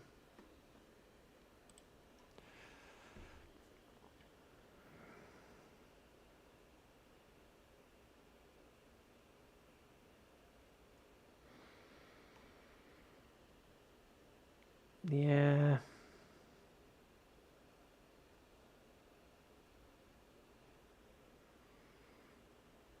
I mean, from a glance, I would suggest right now it doesn't look great because it looks like this M broke down, which of course it did, and you might get a hook here and just drop. But that's what I'm saying. I think if the hook stays kind of low and slow, it could break right back over and build a longer movement here. And that hasn't happened. But there's a lot of effort from... Seems like there's a lot of effort from bears here. And I know that goes without saying on GME, but it seems like there's a lot of effort from bears here to turn it down.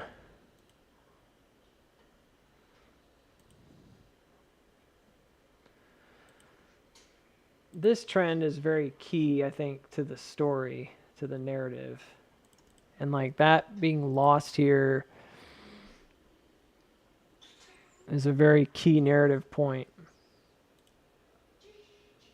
And then this one as well. I mean, that's kind of where I'm mostly left just sort of questioning.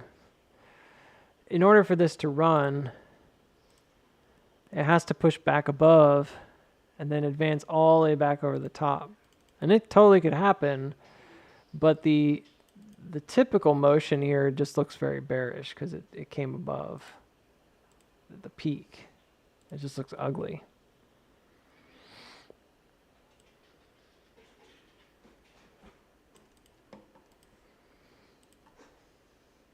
And it certainly makes you wonder why not come all the way back down if there's signs of weakness and all this junk. Come all the way back down to like 15 to 17.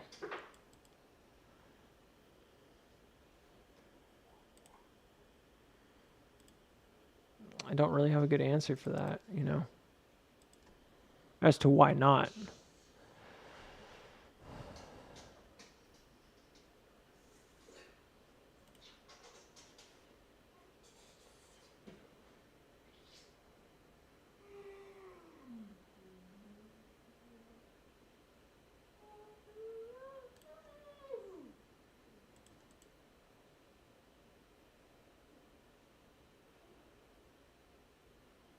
Hmm.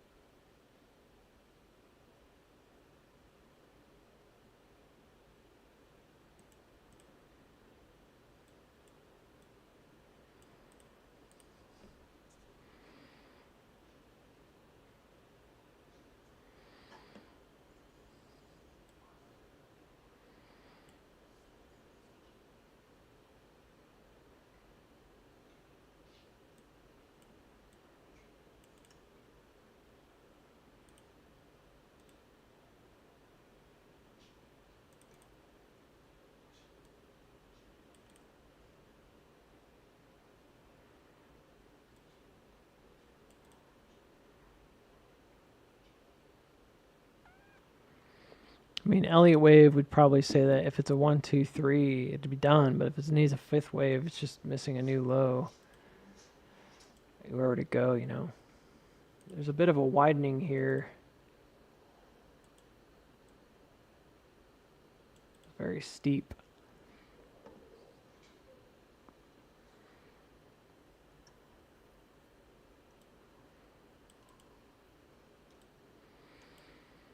I usually look at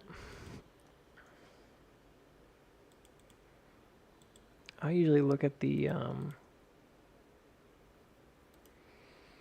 so the other one that I was talking about is if you look now at the initial kind of push in, there's another creek here that's a support rather, that's not actually been broken yet. So this one looks okay thus far. And that's certainly where we have resistance or support. It's coming back in. It's struggling. I would usually look back at this ear and then see where this found support. This ends up being the marker that you come back to, which is ugly. It is, it's low. But if it drops, that's typically where it goes on a cat ear. It just is. So if it fails to continue and come kind of turn back around here,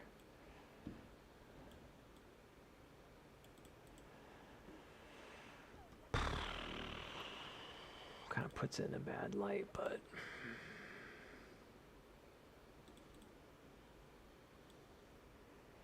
I'm just trying to look at it from a slightly different perspective. Yeah, that seems about right.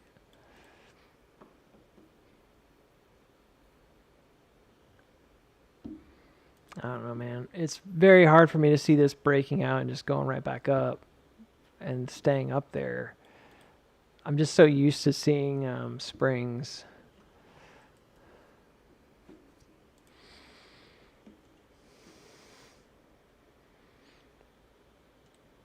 I gotta flip the chart.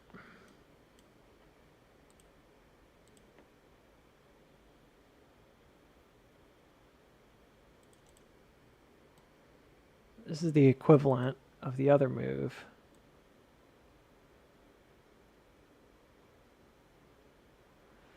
Definitely found support there in the past.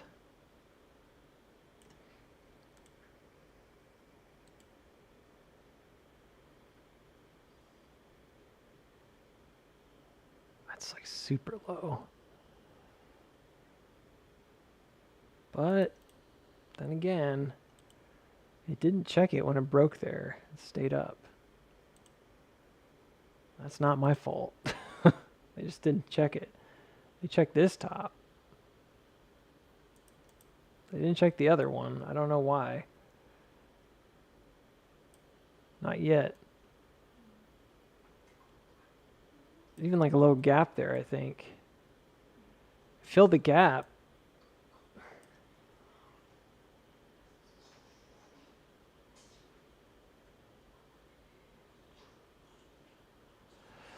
Yeah, so if I'm bearish, I'm probably arguing that this is a spring, that it jumped the creek here. And it did. I mean, it came above that creek. And then it came back down. So if I'm a bear, I'm saying like, well, man, it did a reaction, auto reaction, found a support down here. Came up, found another support right here. And that's the one that was used. Even has like a little early phase B bottom support. So it pushes up, comes back, creates another support. I would be looking at this like, oh, it's a spring, right? In upside down land. That's why I've been saying like it's not good that it jumped back over the creek. So it's really not a positive sign that it did that. I think that's very bad. You don't really like that, so that's what happened. So yeah, it didn't advance too fast. There's a weakness here, pushes up, does a drive down into a low, ricochets and comes back up.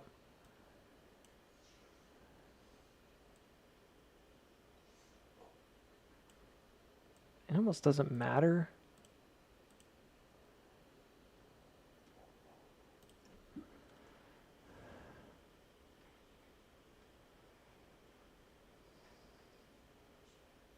It's just finding too many sellers.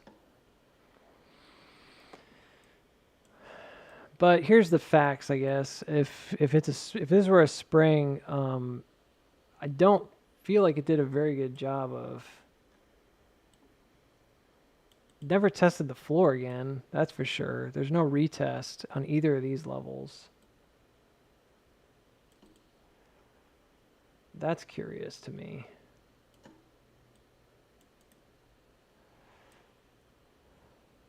So it's like a UT versus a UTAD, if you think about it in reverse. So if this came the other way, let's get rid of all the noise here. This came the other way. it didn't advance too quickly. Let's say it doesn't break out here. Oh, this actually could work. I see. So let's say, for example, because it did show a little bit of a weakness there. It tried to like tip it back to the upside. I flipped the chart. Sometimes that helps me.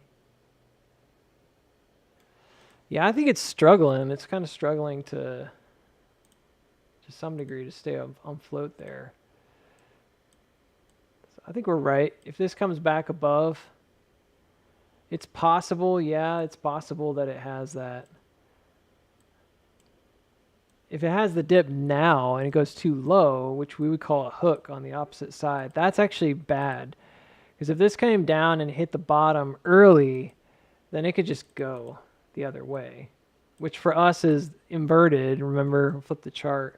That's the hook. That's what that looks like, which is not good. So you don't want it to go way, way, way up right now. That would be bad. I think that opens the door for like quick downside. But if on the other hand, it takes too long and it meanders, that's a different story. If they avoid going back down to check that level, that's a very different story. So for example, if this kind of comes up more slowly and kind of pinches into this corner, now you've created a situation where essentially like you're running out of breathing room and you didn't come back to check this. Even if this goes way up, or in our case makes a new low, so I'm going to take back a little bit what I said earlier. Even if this pops, yeah, it makes like a new high here at the top, or tries to, it really doesn't have to come that far up. It could come just above 22 or just above 2240. And that's what I was saying before. I'm curious if it doesn't breach that top again. That could be pretty strong.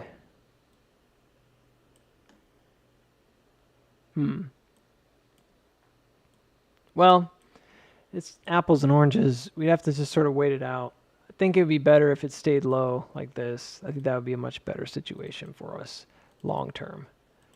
I think short term, it doesn't make a big difference, but like long term, I think if it pushes this, it's more likely, it adds more probability you're going to come back later. If it doesn't push it and it fails to advance here, I think it kind of tilts it towards the bull side because it's slightly different. It may seem like it doesn't matter, but it matters. It matters anyways. And I don't really care if this doesn't come down. It could go right up right now. I'm just saying it doesn't go back to this level. This is like a hook. And if this happened, you could come down and basically check the creek without making a new low. But if it continues up, or in our case, in reality, just continues down right now, which is what I was saying before, this could create a very bullish setup. So I was right to say that. So I'm just kind of reversing that so I can see it better. Because now if it comes back down, even if it wanted to get down to the floor, it has to basically come all the way back down. It's going to make a new low, or in our case, a new high. And that really plays into it as, frankly, like the opposite, like a spring this direction. So, which is what we were saying before. So I think this pivot, and this is very fast. I mean, it's going like right up here. Don't think this is where it happens necessarily. Like I said, I think you could probably drag this out quite a bit if you wanted to. If there's no news that really helps drive it or whatever, you could probably drag this out quite a while. And it would be fine. This could be like a pivot point the other way. But what's curious is that when you start doing this, it sort of turns into exactly what happened before. I mean, if you look at that, they're essentially identical. That's the first jump, and then it pushes up, and then it just slides back. And then there it is. That's the first, that's the bottom right here, and there's a first jump. And it pushes one more time. Very similar. And then it just should just slide back down.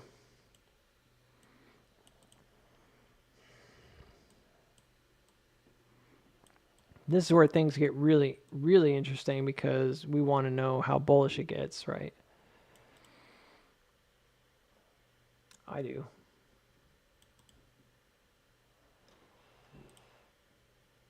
That might be okay. This one might also be good. I like this one better almost, but they're probably both there. There's another one right here as well. That might be the more outer one, so I'm going to use that. That's like kind of the extreme. It's a weird setup. Where it broke down here, I guess.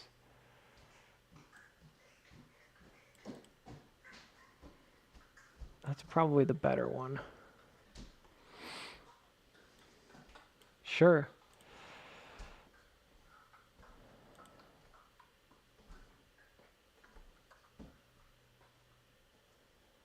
Yeah, I mean it's essentially the same exact thing. This goes to like 26.5, backs up, goes to like 33, backs up. This is what we were drawing on the other side.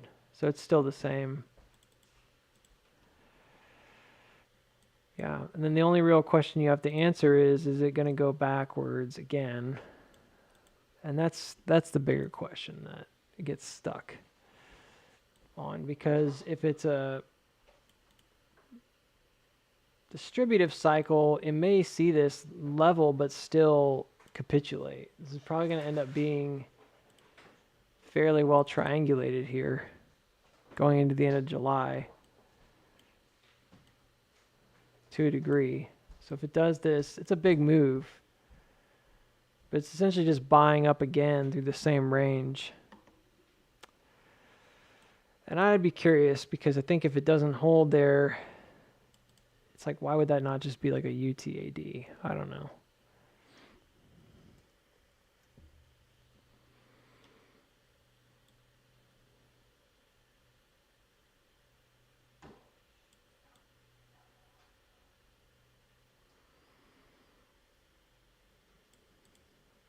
I think this is more likely a UTAD. So if it hits there and it ricochets out, I think that might be kind of bearish. And if it goes beyond it,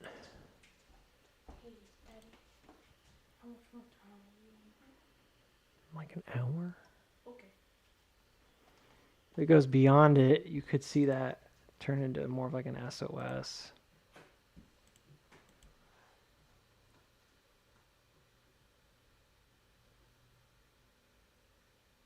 DXF. Nice. Yeah, that's the next one up there. So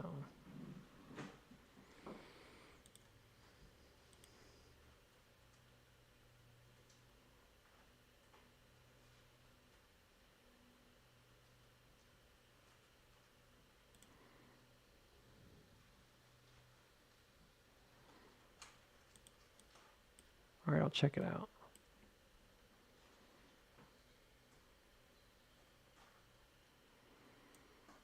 I don't know how I feel about this.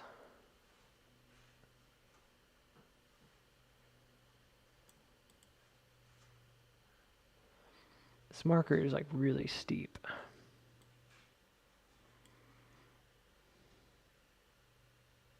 It's August 11th.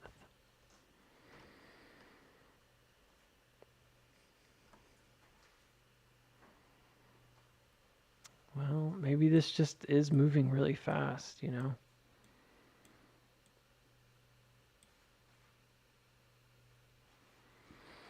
I guess after the 6th, if it's all the way up here on the 6th, that's where AMC's got its earnings. It could be really, really quick. Like just a drop straight down.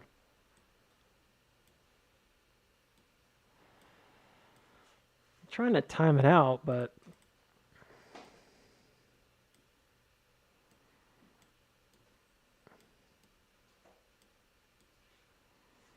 it's hard to say.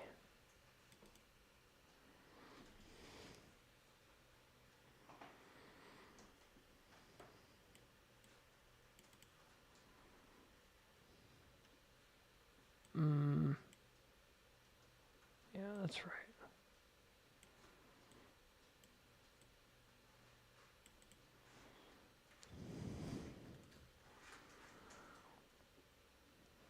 They're subtly different.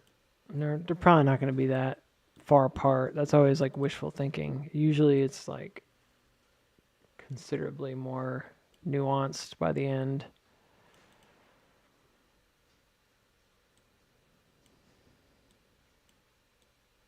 It's not usually this massive like drop where you get this really obvious sell down.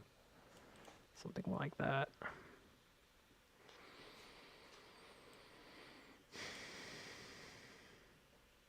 Yeah, it seems odd because these angles are so really steep, but they just are. I mean, and it's the same thing here. You get these really steep angles. I don't know. There's nothing you can do about it. You can't fix them. Like this is just a really steep angle right here, you know? So it broke out, went super high, came all the way back down. It's like, that's just the angle it is. So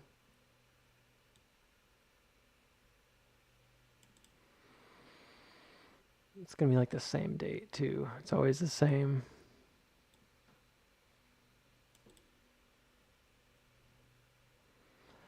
I'm kind of doubtful that if it goes this far, it's going to just drop straight down like that. But that would be the idea. It seemed more likely it would just barely come up and fail like here as opposed to way up here. Like it would fail at like 30, 31. But I'm looking back on it like it needs to make a retest. If I'm doing this from a wave standpoint,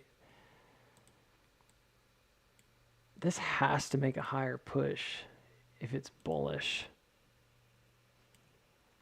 or if it's bearish. It has to. Otherwise, it's not turned direction yet.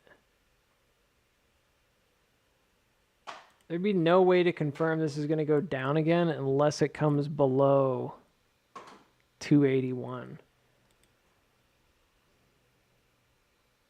If it comes below 281, then I'm thinking that this ends up turning back around and then it goes up. I'm thinking that it turns back around here. It probably doesn't even go down that low.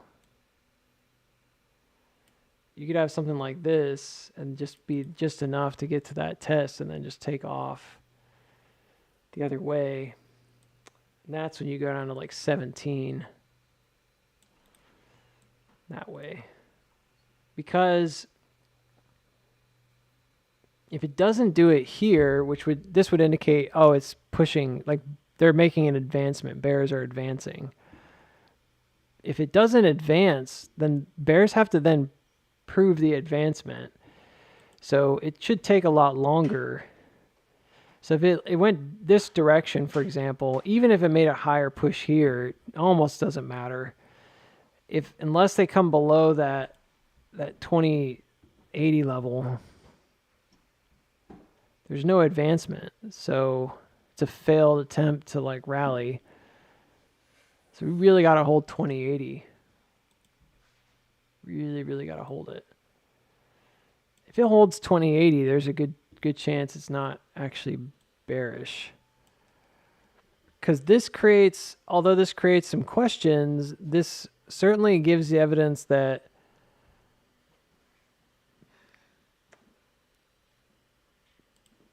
at this point that you could have a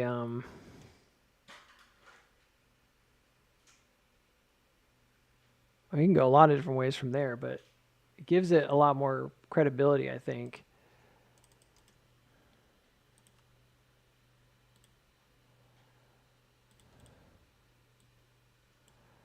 That this could keep going.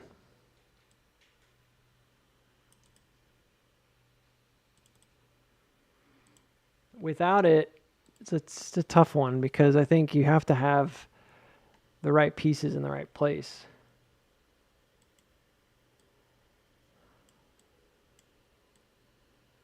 It's tricky.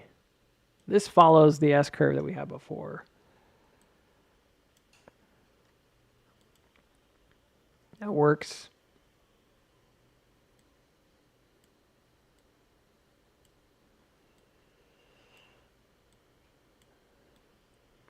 So to me, I think if you're gonna have a squeeze, like a bigger one that goes up higher,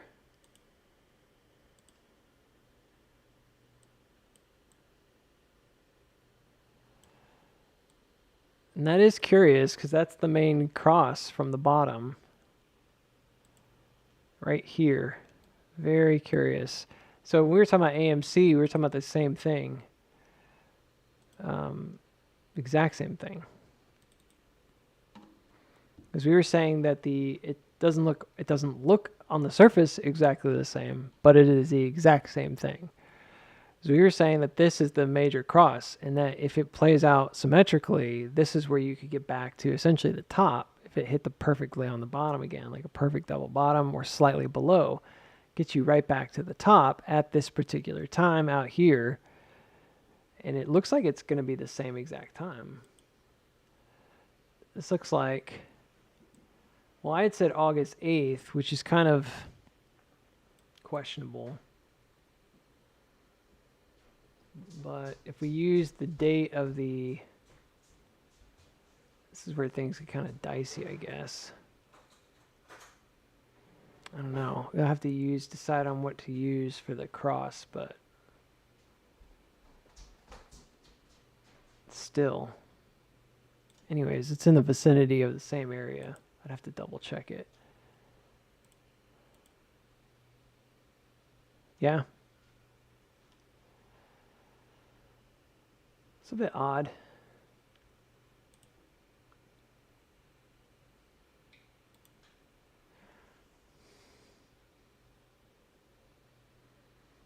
There's nothing really there.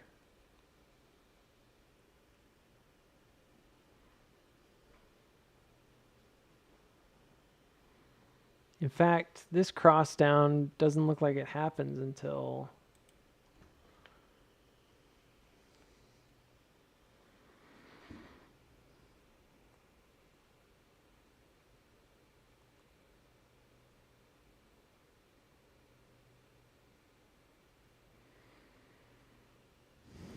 like October.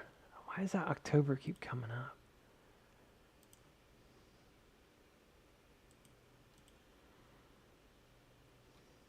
Well, that's convincing.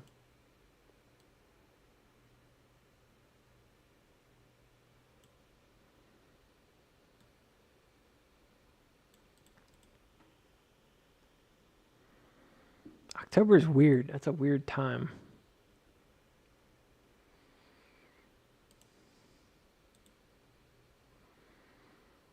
But I mean, who knows? If this is going up until and doing a reaccumulation, then this would all be like kind of upside junk until October. This is October 15th right here. It's not that different.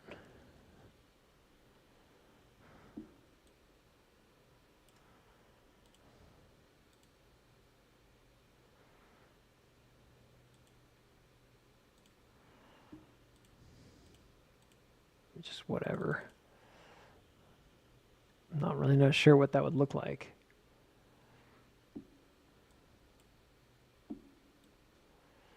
I don't know. You might have more time spent here at August.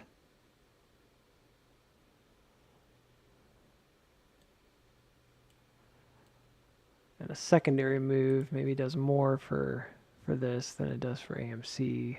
Just as an example. I don't even have AMC leaving till the second on this second one. So that'd be like way over here.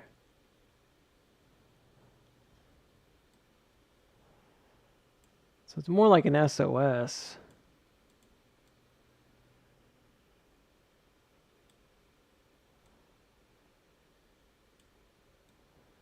Into maybe the second. And then it would push up, probably go past it.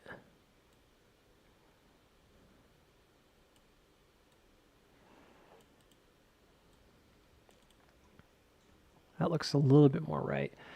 I would have to kind of mess with it some more. This trajectory does seem to keep going though, so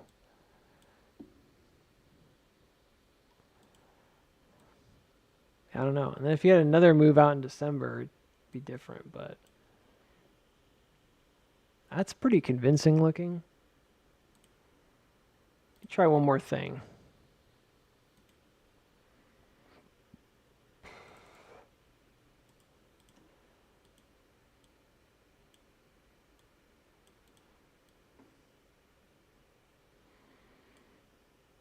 Definitely hard to unsee it once you see it. If you think something's there, you're just going to think it's there.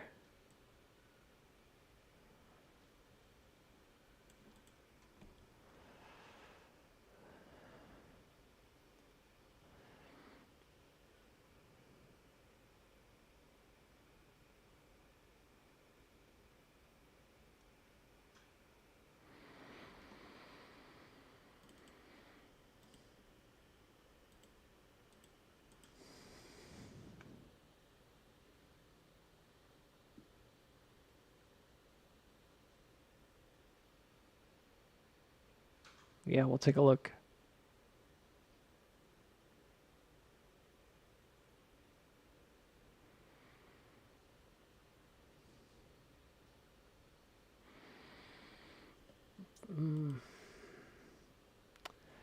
See, this is like $80, and I'm pretty sure, I'm going to guess that it's close to where it was in extended trading hours. I think it went up to near 80. Really, really, really close. It's like $79. Really, really close.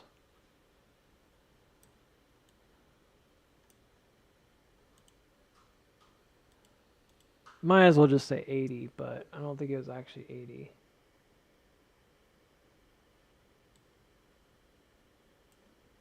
Let me check.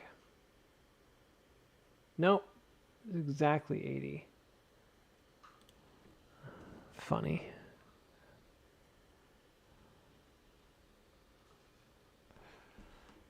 Why not?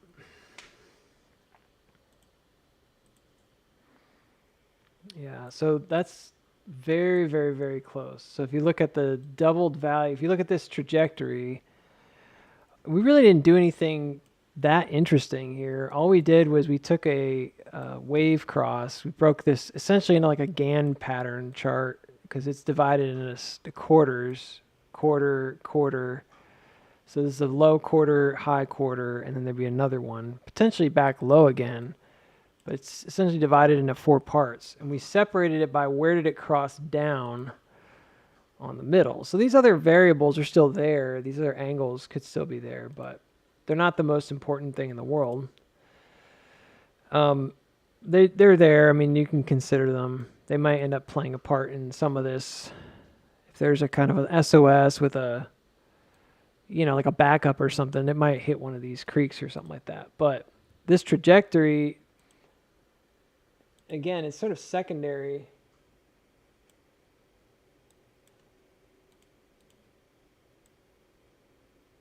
It's just a box. And I don't know if we need to like draw it different or if it's just because it looks like it's wicking kind of through them on either side. So I'm actually thinking it might be in the right spot already. Or very close to it. So if it's going to go back up to 80, that's October 13th. Negligibly a little bit different than what I first said, but it's just the same.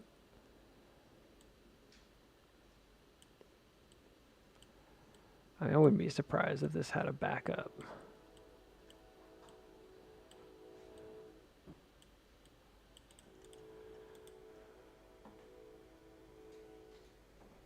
Now it doesn't add up. Why is that?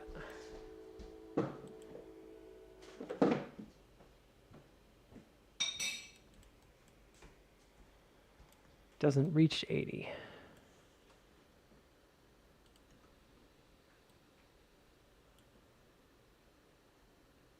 timing's off. Something's off, or my line's off. I'm not sure.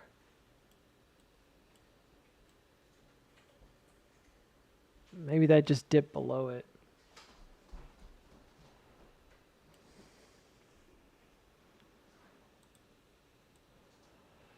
Yeah.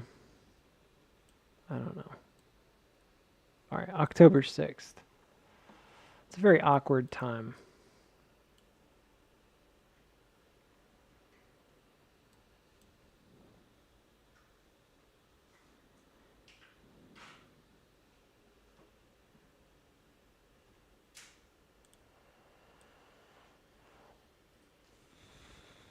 I don't recall why anything would matter about that particular time frame. I'm just thinking about it in my head.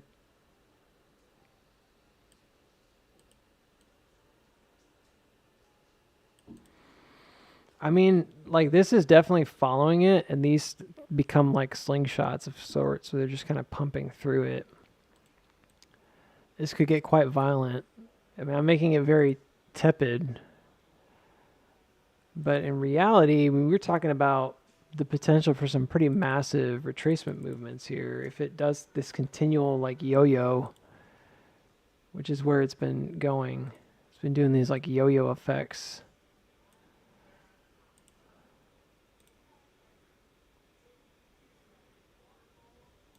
Yeah, I mean, that's halfway here to here. It's pretty good, actually. That setup looks pretty good. Let me see where that halfway point is down to here.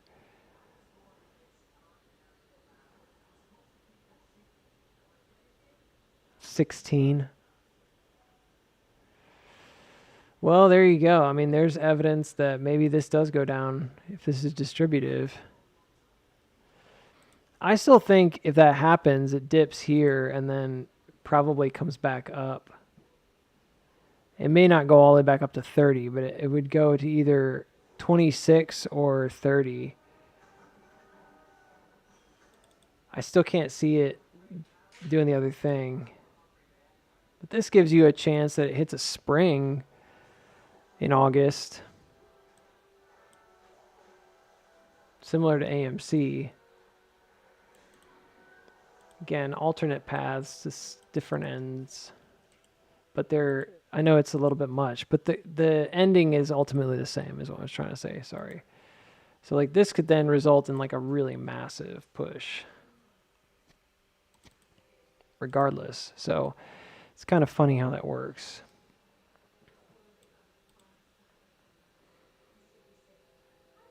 All of it depends on what happens like now.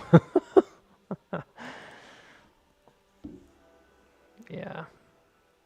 So what I was saying is like I'm not positive that hitting 26 is enough. And I wonder if you hit 26.5 and then failed here, if that sends it into a tailspin. That's a little more realistic.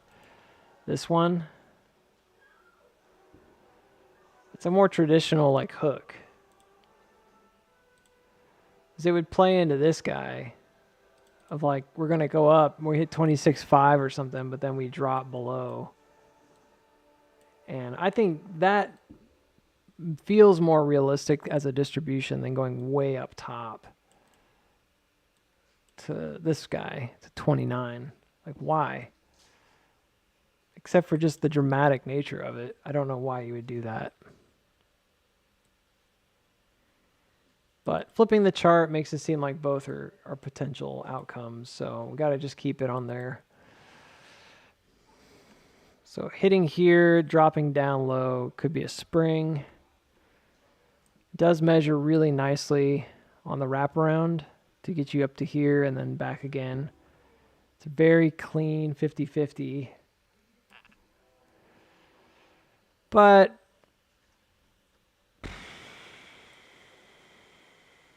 I don't know. We haven't really seen that very much on GME. The other thing about GME here that would be bothersome is that I've said this before, but this sets a weird precedence that has me question a lot of things. I have to kind of go big picture and think about it, because coming back to this level for a spring isn't the end of the world, but it does bring about a lot of questions that I would have, because ultimately, like, we would compare this area potentially, I guess, to here, right, the breakout that happened. And so then the question is, do we need to come back down? And this is where everybody's like, no, we're never going to do that. But I'm like, yeah, but I mean, you just set a behavioral precedence for it. So there's a concern. I just have to have it in my brain. There's kind of a double concern for 9 and then 4.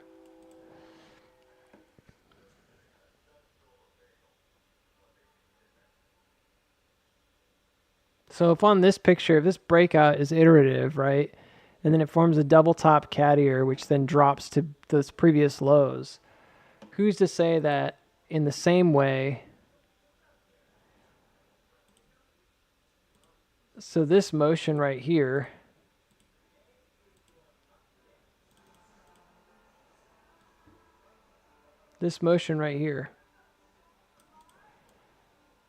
it's just like really hard for me to then look at this and be like, well, why could that not just happen again?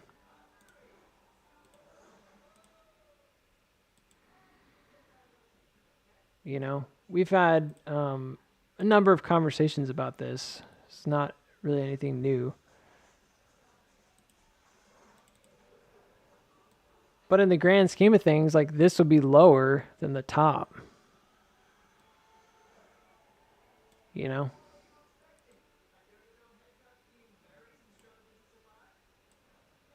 I don't know about dropping all the way down to there, but certainly, like, you could make the case it'd be between 9 and 450.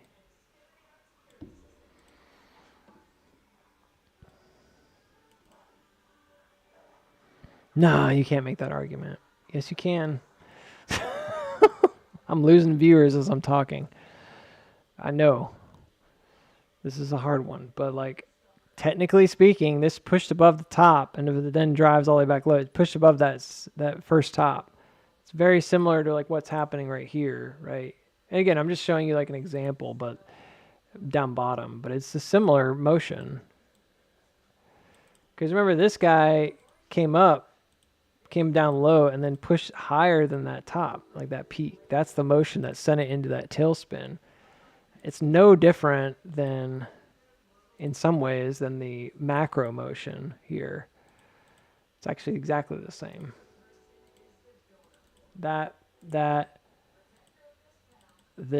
This.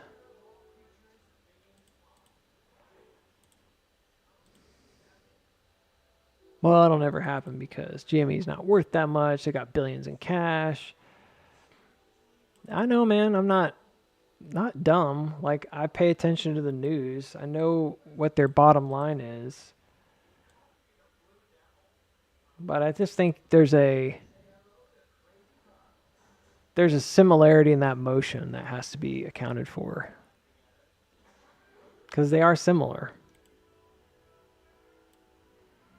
Right? If this is the break moment,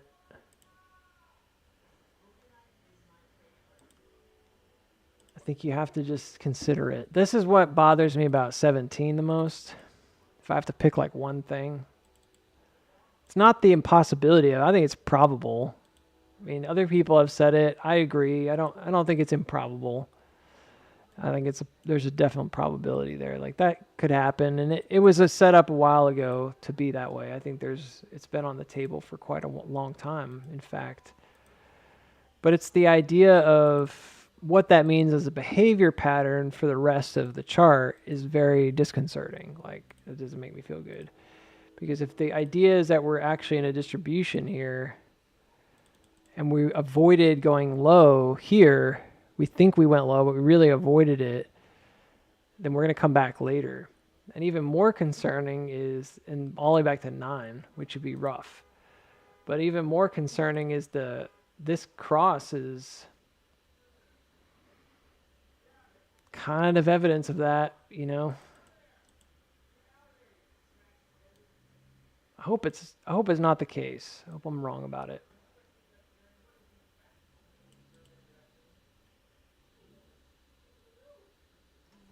Yeah, I agree. But I don't know if this is that irrational. I mean, we've gone through GME a few times and we've looked at these things before. It's kind of weird to me to think about it in terms of valuation because there's a lot of valuation here that doesn't make a lot of sense. But 2013 is the level we're looking at for AMC as well. It's just higher up. But I mean, if you look back at this and you look at it from a helicopter point of view, these levels are not in a vacuum.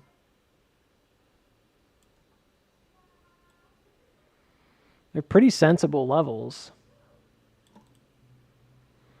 So it wouldn't be super unrealistic to think that there could be some kind of a liquidity test here. Like a second one.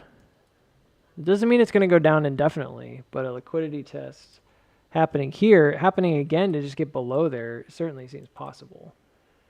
I think enough people would probably say that this already happened, so like why do we do it again? But I'm kind of like of the opinion what happened and actually dipped quite low, but I wonder if we missed again like a bigger picture check. I don't feel like it's that complex. I'm not sure. This got tested, so that's a positive. But it didn't get checked again on the way out. This one's lower. That's that one. That'd probably be the one I'd look for if it did go down again. That's not $4. It's like $7.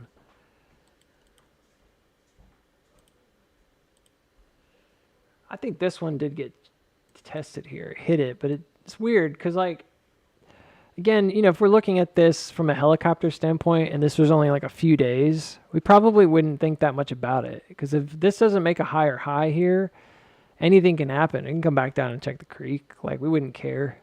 We would be like, uh-oh, it could.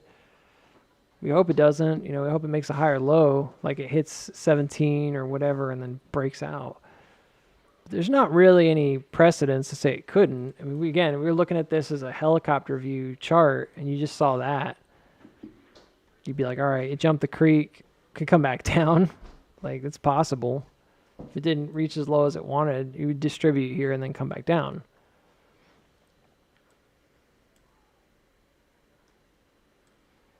Yeah, I mean, it definitely took off from that point. That's where the buy-in starts, right here. So I don't know. Coming back is a long story. But I suppose I would suggest anyways, that coming back would be like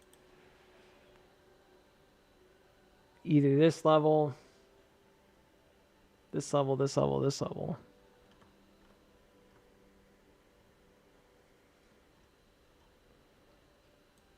I think it's this one, this yellow one. Because this hasn't been tested since 2021.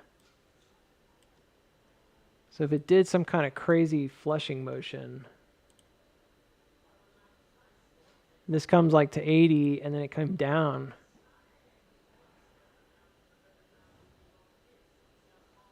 And I have no idea how that would work. But maybe again it's like sideways motion until like kind of like this was to some degree until 2026. That's where I get kind of lost in the weeds.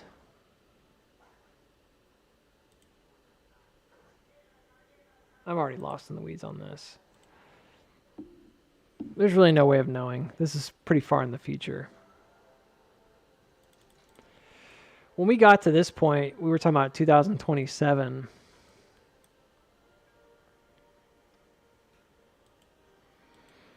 That's where we started looking at 2027, 2029 for GME because it seemed like there was a pretty decent chance. Yeah, right there.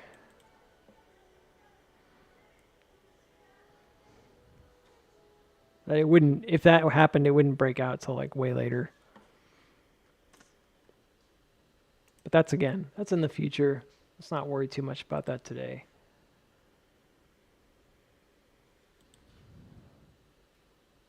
I'm only going to have DXF, and I'm going to have to be done.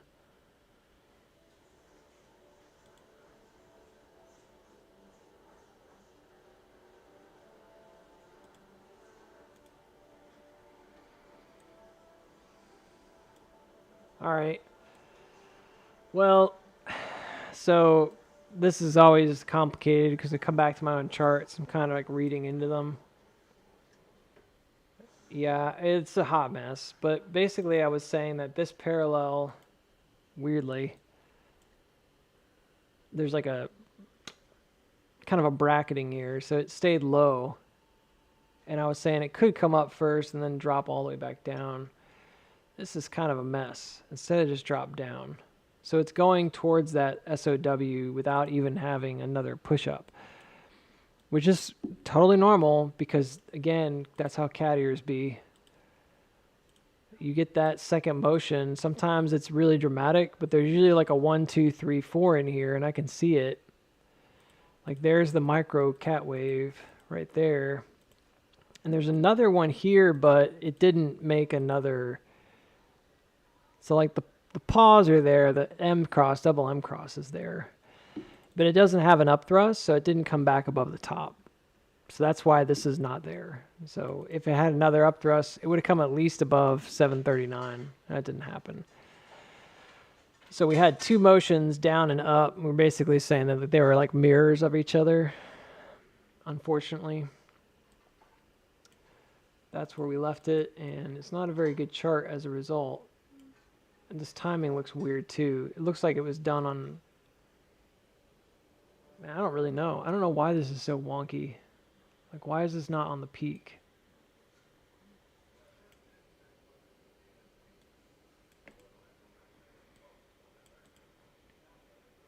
Maybe I did this with extended hours or something. I don't know.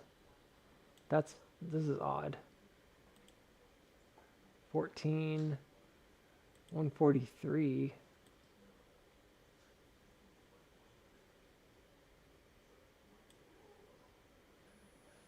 141.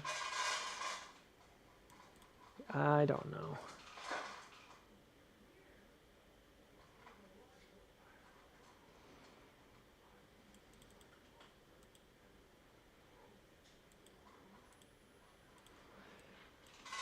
Well, it's following a diamond. So the problem with a diamond pattern is that if it breaks down, so after the consolidation, just cat-eared. Yeah, it's pretty symmetrical.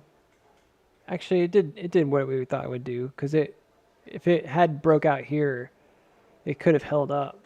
That's where the reversal would have been. Timing-wise, it's pretty close. And it's hard to do that with a diamond anyways, but that's where it was, like symmetrically speaking.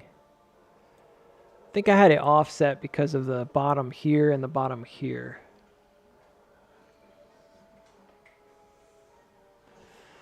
Anyways, let's get rid of the noise.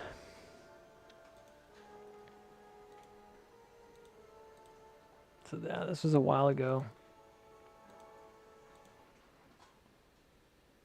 So we're following it out. It's a widening right here. It's kind of breaking out now.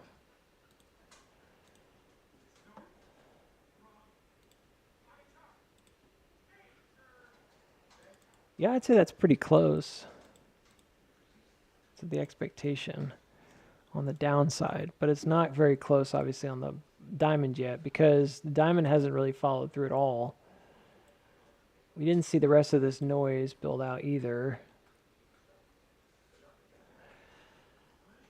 So for now,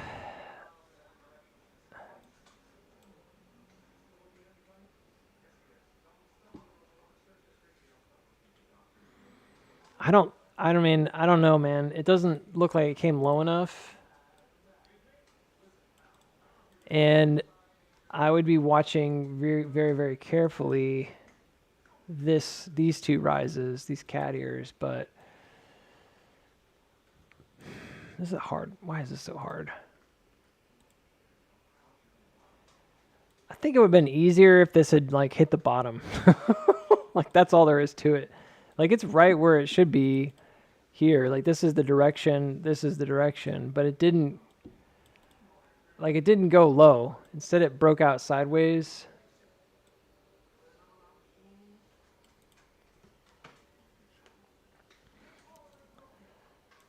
So it makes me wonder if there is a secondary distribution that happens again to here. And that's where things get a little bit iffy.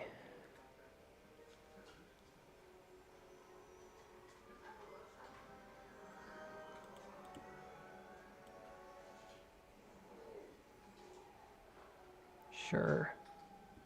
Actually, I don't know why I moved that. It was actually looking good. Let's compress this one so it fits like a parallel. That's better. All right, so what I'm gonna do is again get rid of some of this extra bits. Because I don't need to tell you, but like the drop here is really significant if it does finish this. It's gonna be very low, like $2. It's probably gonna come back down, yeah, to this level.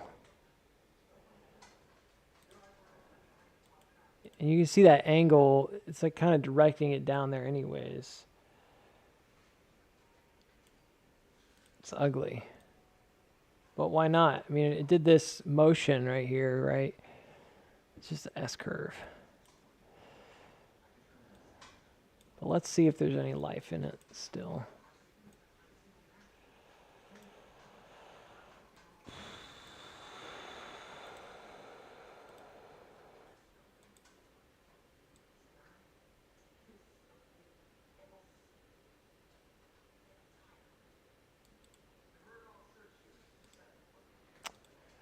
All right, well, let's try this.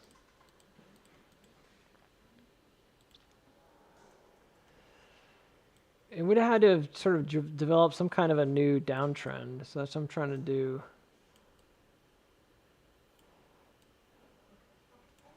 Yeah, maybe. If it's going to go any faster, it can't use the current downtrend to get where it wants to go very quickly. So it's going to be this one. Yeah, that one would be pretty efficient for downside.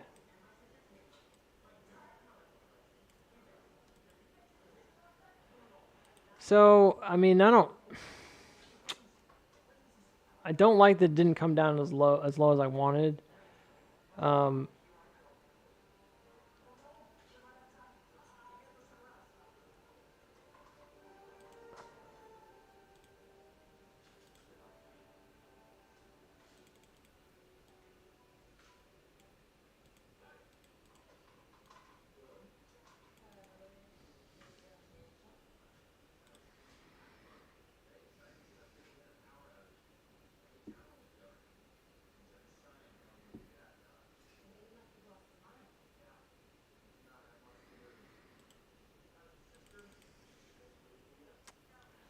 Break above 540 would take you back up pretty far. I think it's probably going to take you back to near the top here at 630.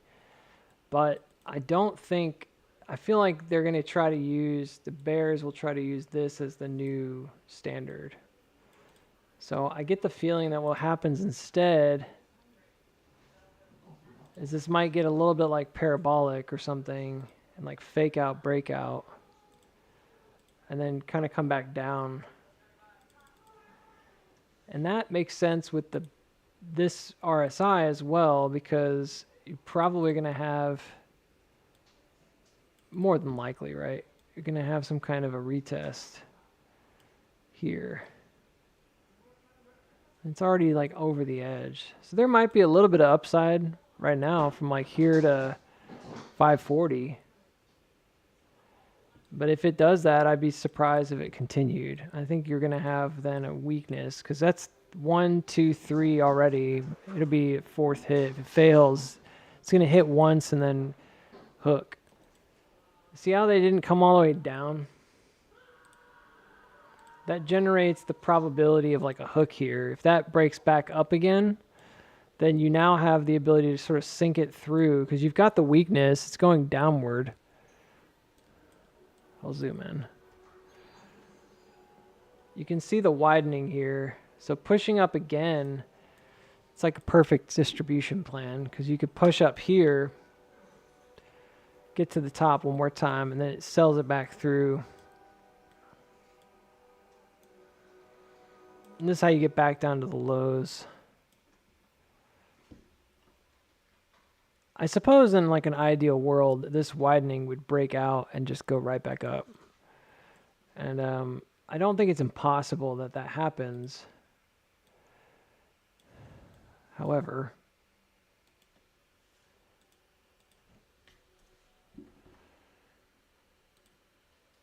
I'm not even really sure how much of a widening is actually here. I'm trying to like give it the benefit of the doubt that that is indeed a widening. It's not the best. It's more of a channel.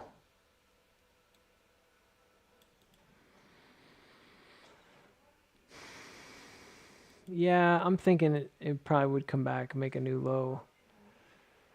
But this is where I suppose if we're, again, looking at this from the point of view of like helicopter, this might be where we actually come down and hit that mark. And that could give you potential for, specifically if there's a come up back above, that could give you potential for a pretty big run too. So there's a lot of like little opportunities here and there. I'm not saying it's definitely going down either. I'm just saying, just talking. That's the directional input. And then this is kind of a break sideways. You know, curiously thinking this could potentially come down here. But then this represents, kind of like we were talking about before, like a middle point maybe.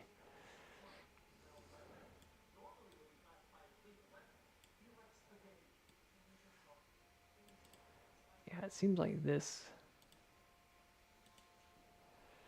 It just didn't go the way we wanted it to go, you know? And I'm not convinced this is a spring. I don't think on the big picture it is. But that being said, once this happens, then this looks like a big wedge, right? So that's why I'm like cautioning, hey, there's a little bit of optimism that could be had here because if this does this, you're going to have like a wedging action. Long term, it could be kind of boring.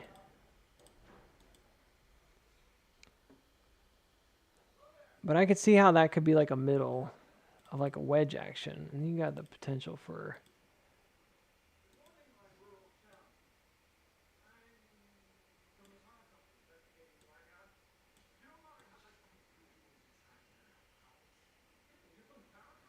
I mean, that would be crazy if it went from like 450 all the way up to maybe a little bit much. I was going to suggest it could come back up to here.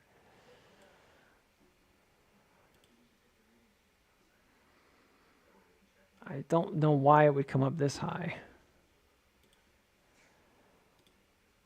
So I don't buy that.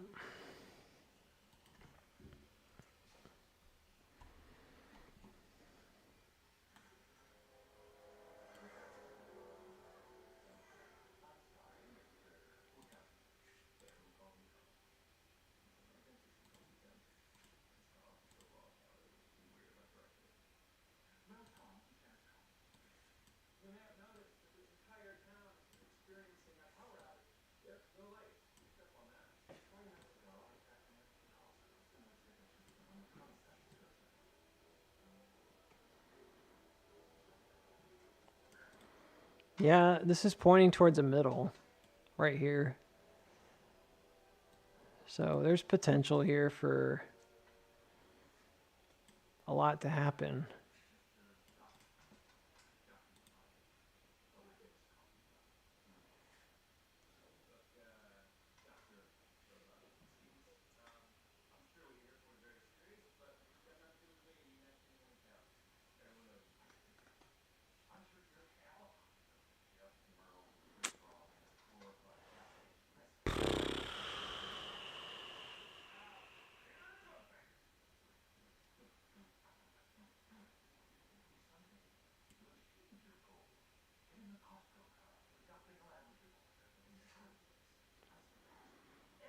then again, on the macro, this kind of looks more like a descending triangle.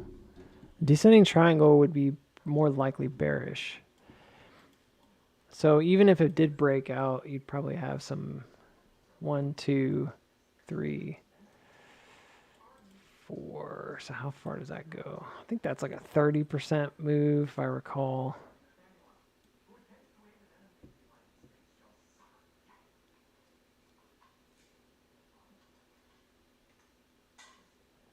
Ooh, that actually measures really well, because that's the 3.8 is right here down to that level. That's a 38% move.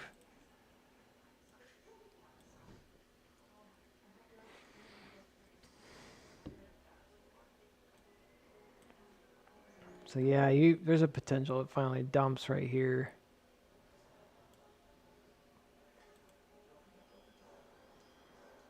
That would be nasty.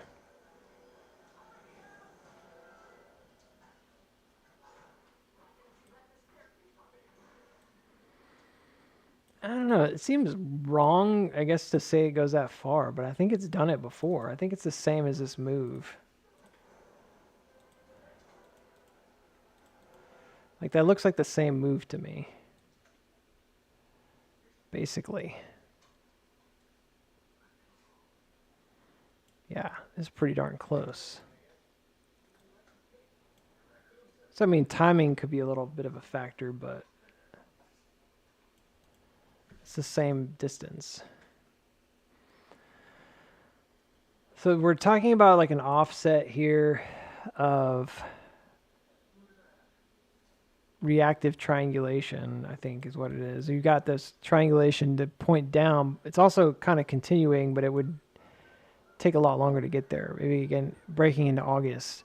This is very similar to GME or to AMC's time frame of like August being a breakout time going into the end. I'm just looking at it. I don't think it's a buy unless it comes back above 540. If it comes above 540, then you could ride it up to 570 or maybe 6. 6 is probably pretty healthy. But I don't think I'd take it any further right now.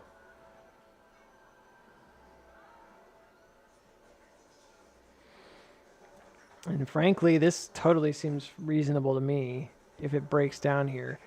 And I don't know if it's going to do that. The thing is that when you look at this kind of stuff, you might think, well, that's not going to happen. Or that maybe it doesn't happen. You think, well, it's never going to happen. But then it gets over here and then it goes down there. You know what I mean? Like, so it really makes very little difference. Sometimes it just depends on liquidity and like what is available. To me, this is just an S curve down.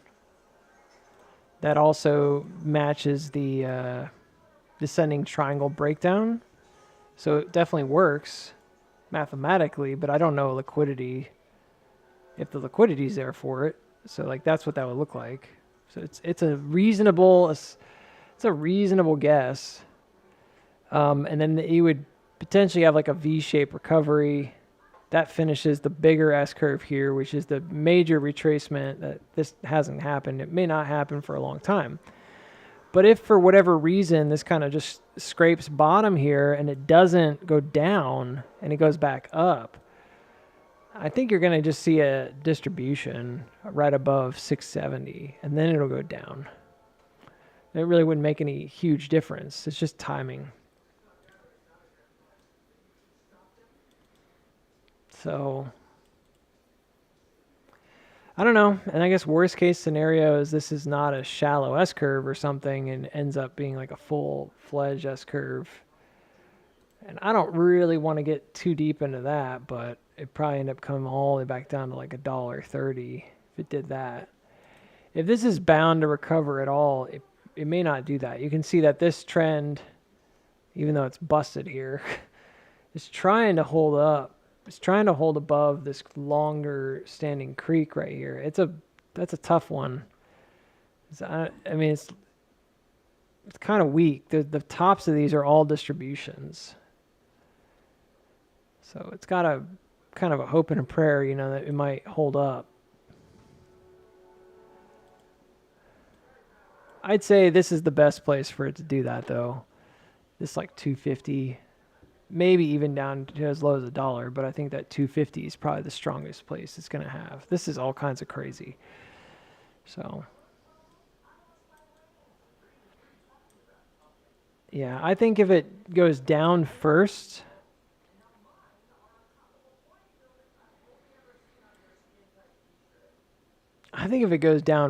there's a chance it long term that it is bullish, because you could have a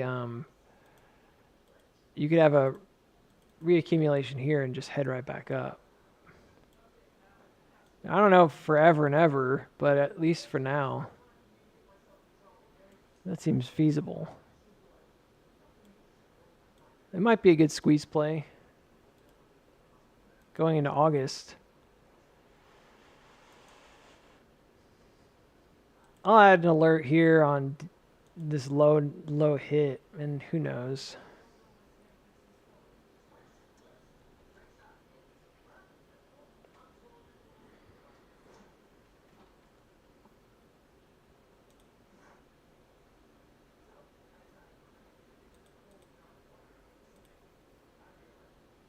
All right.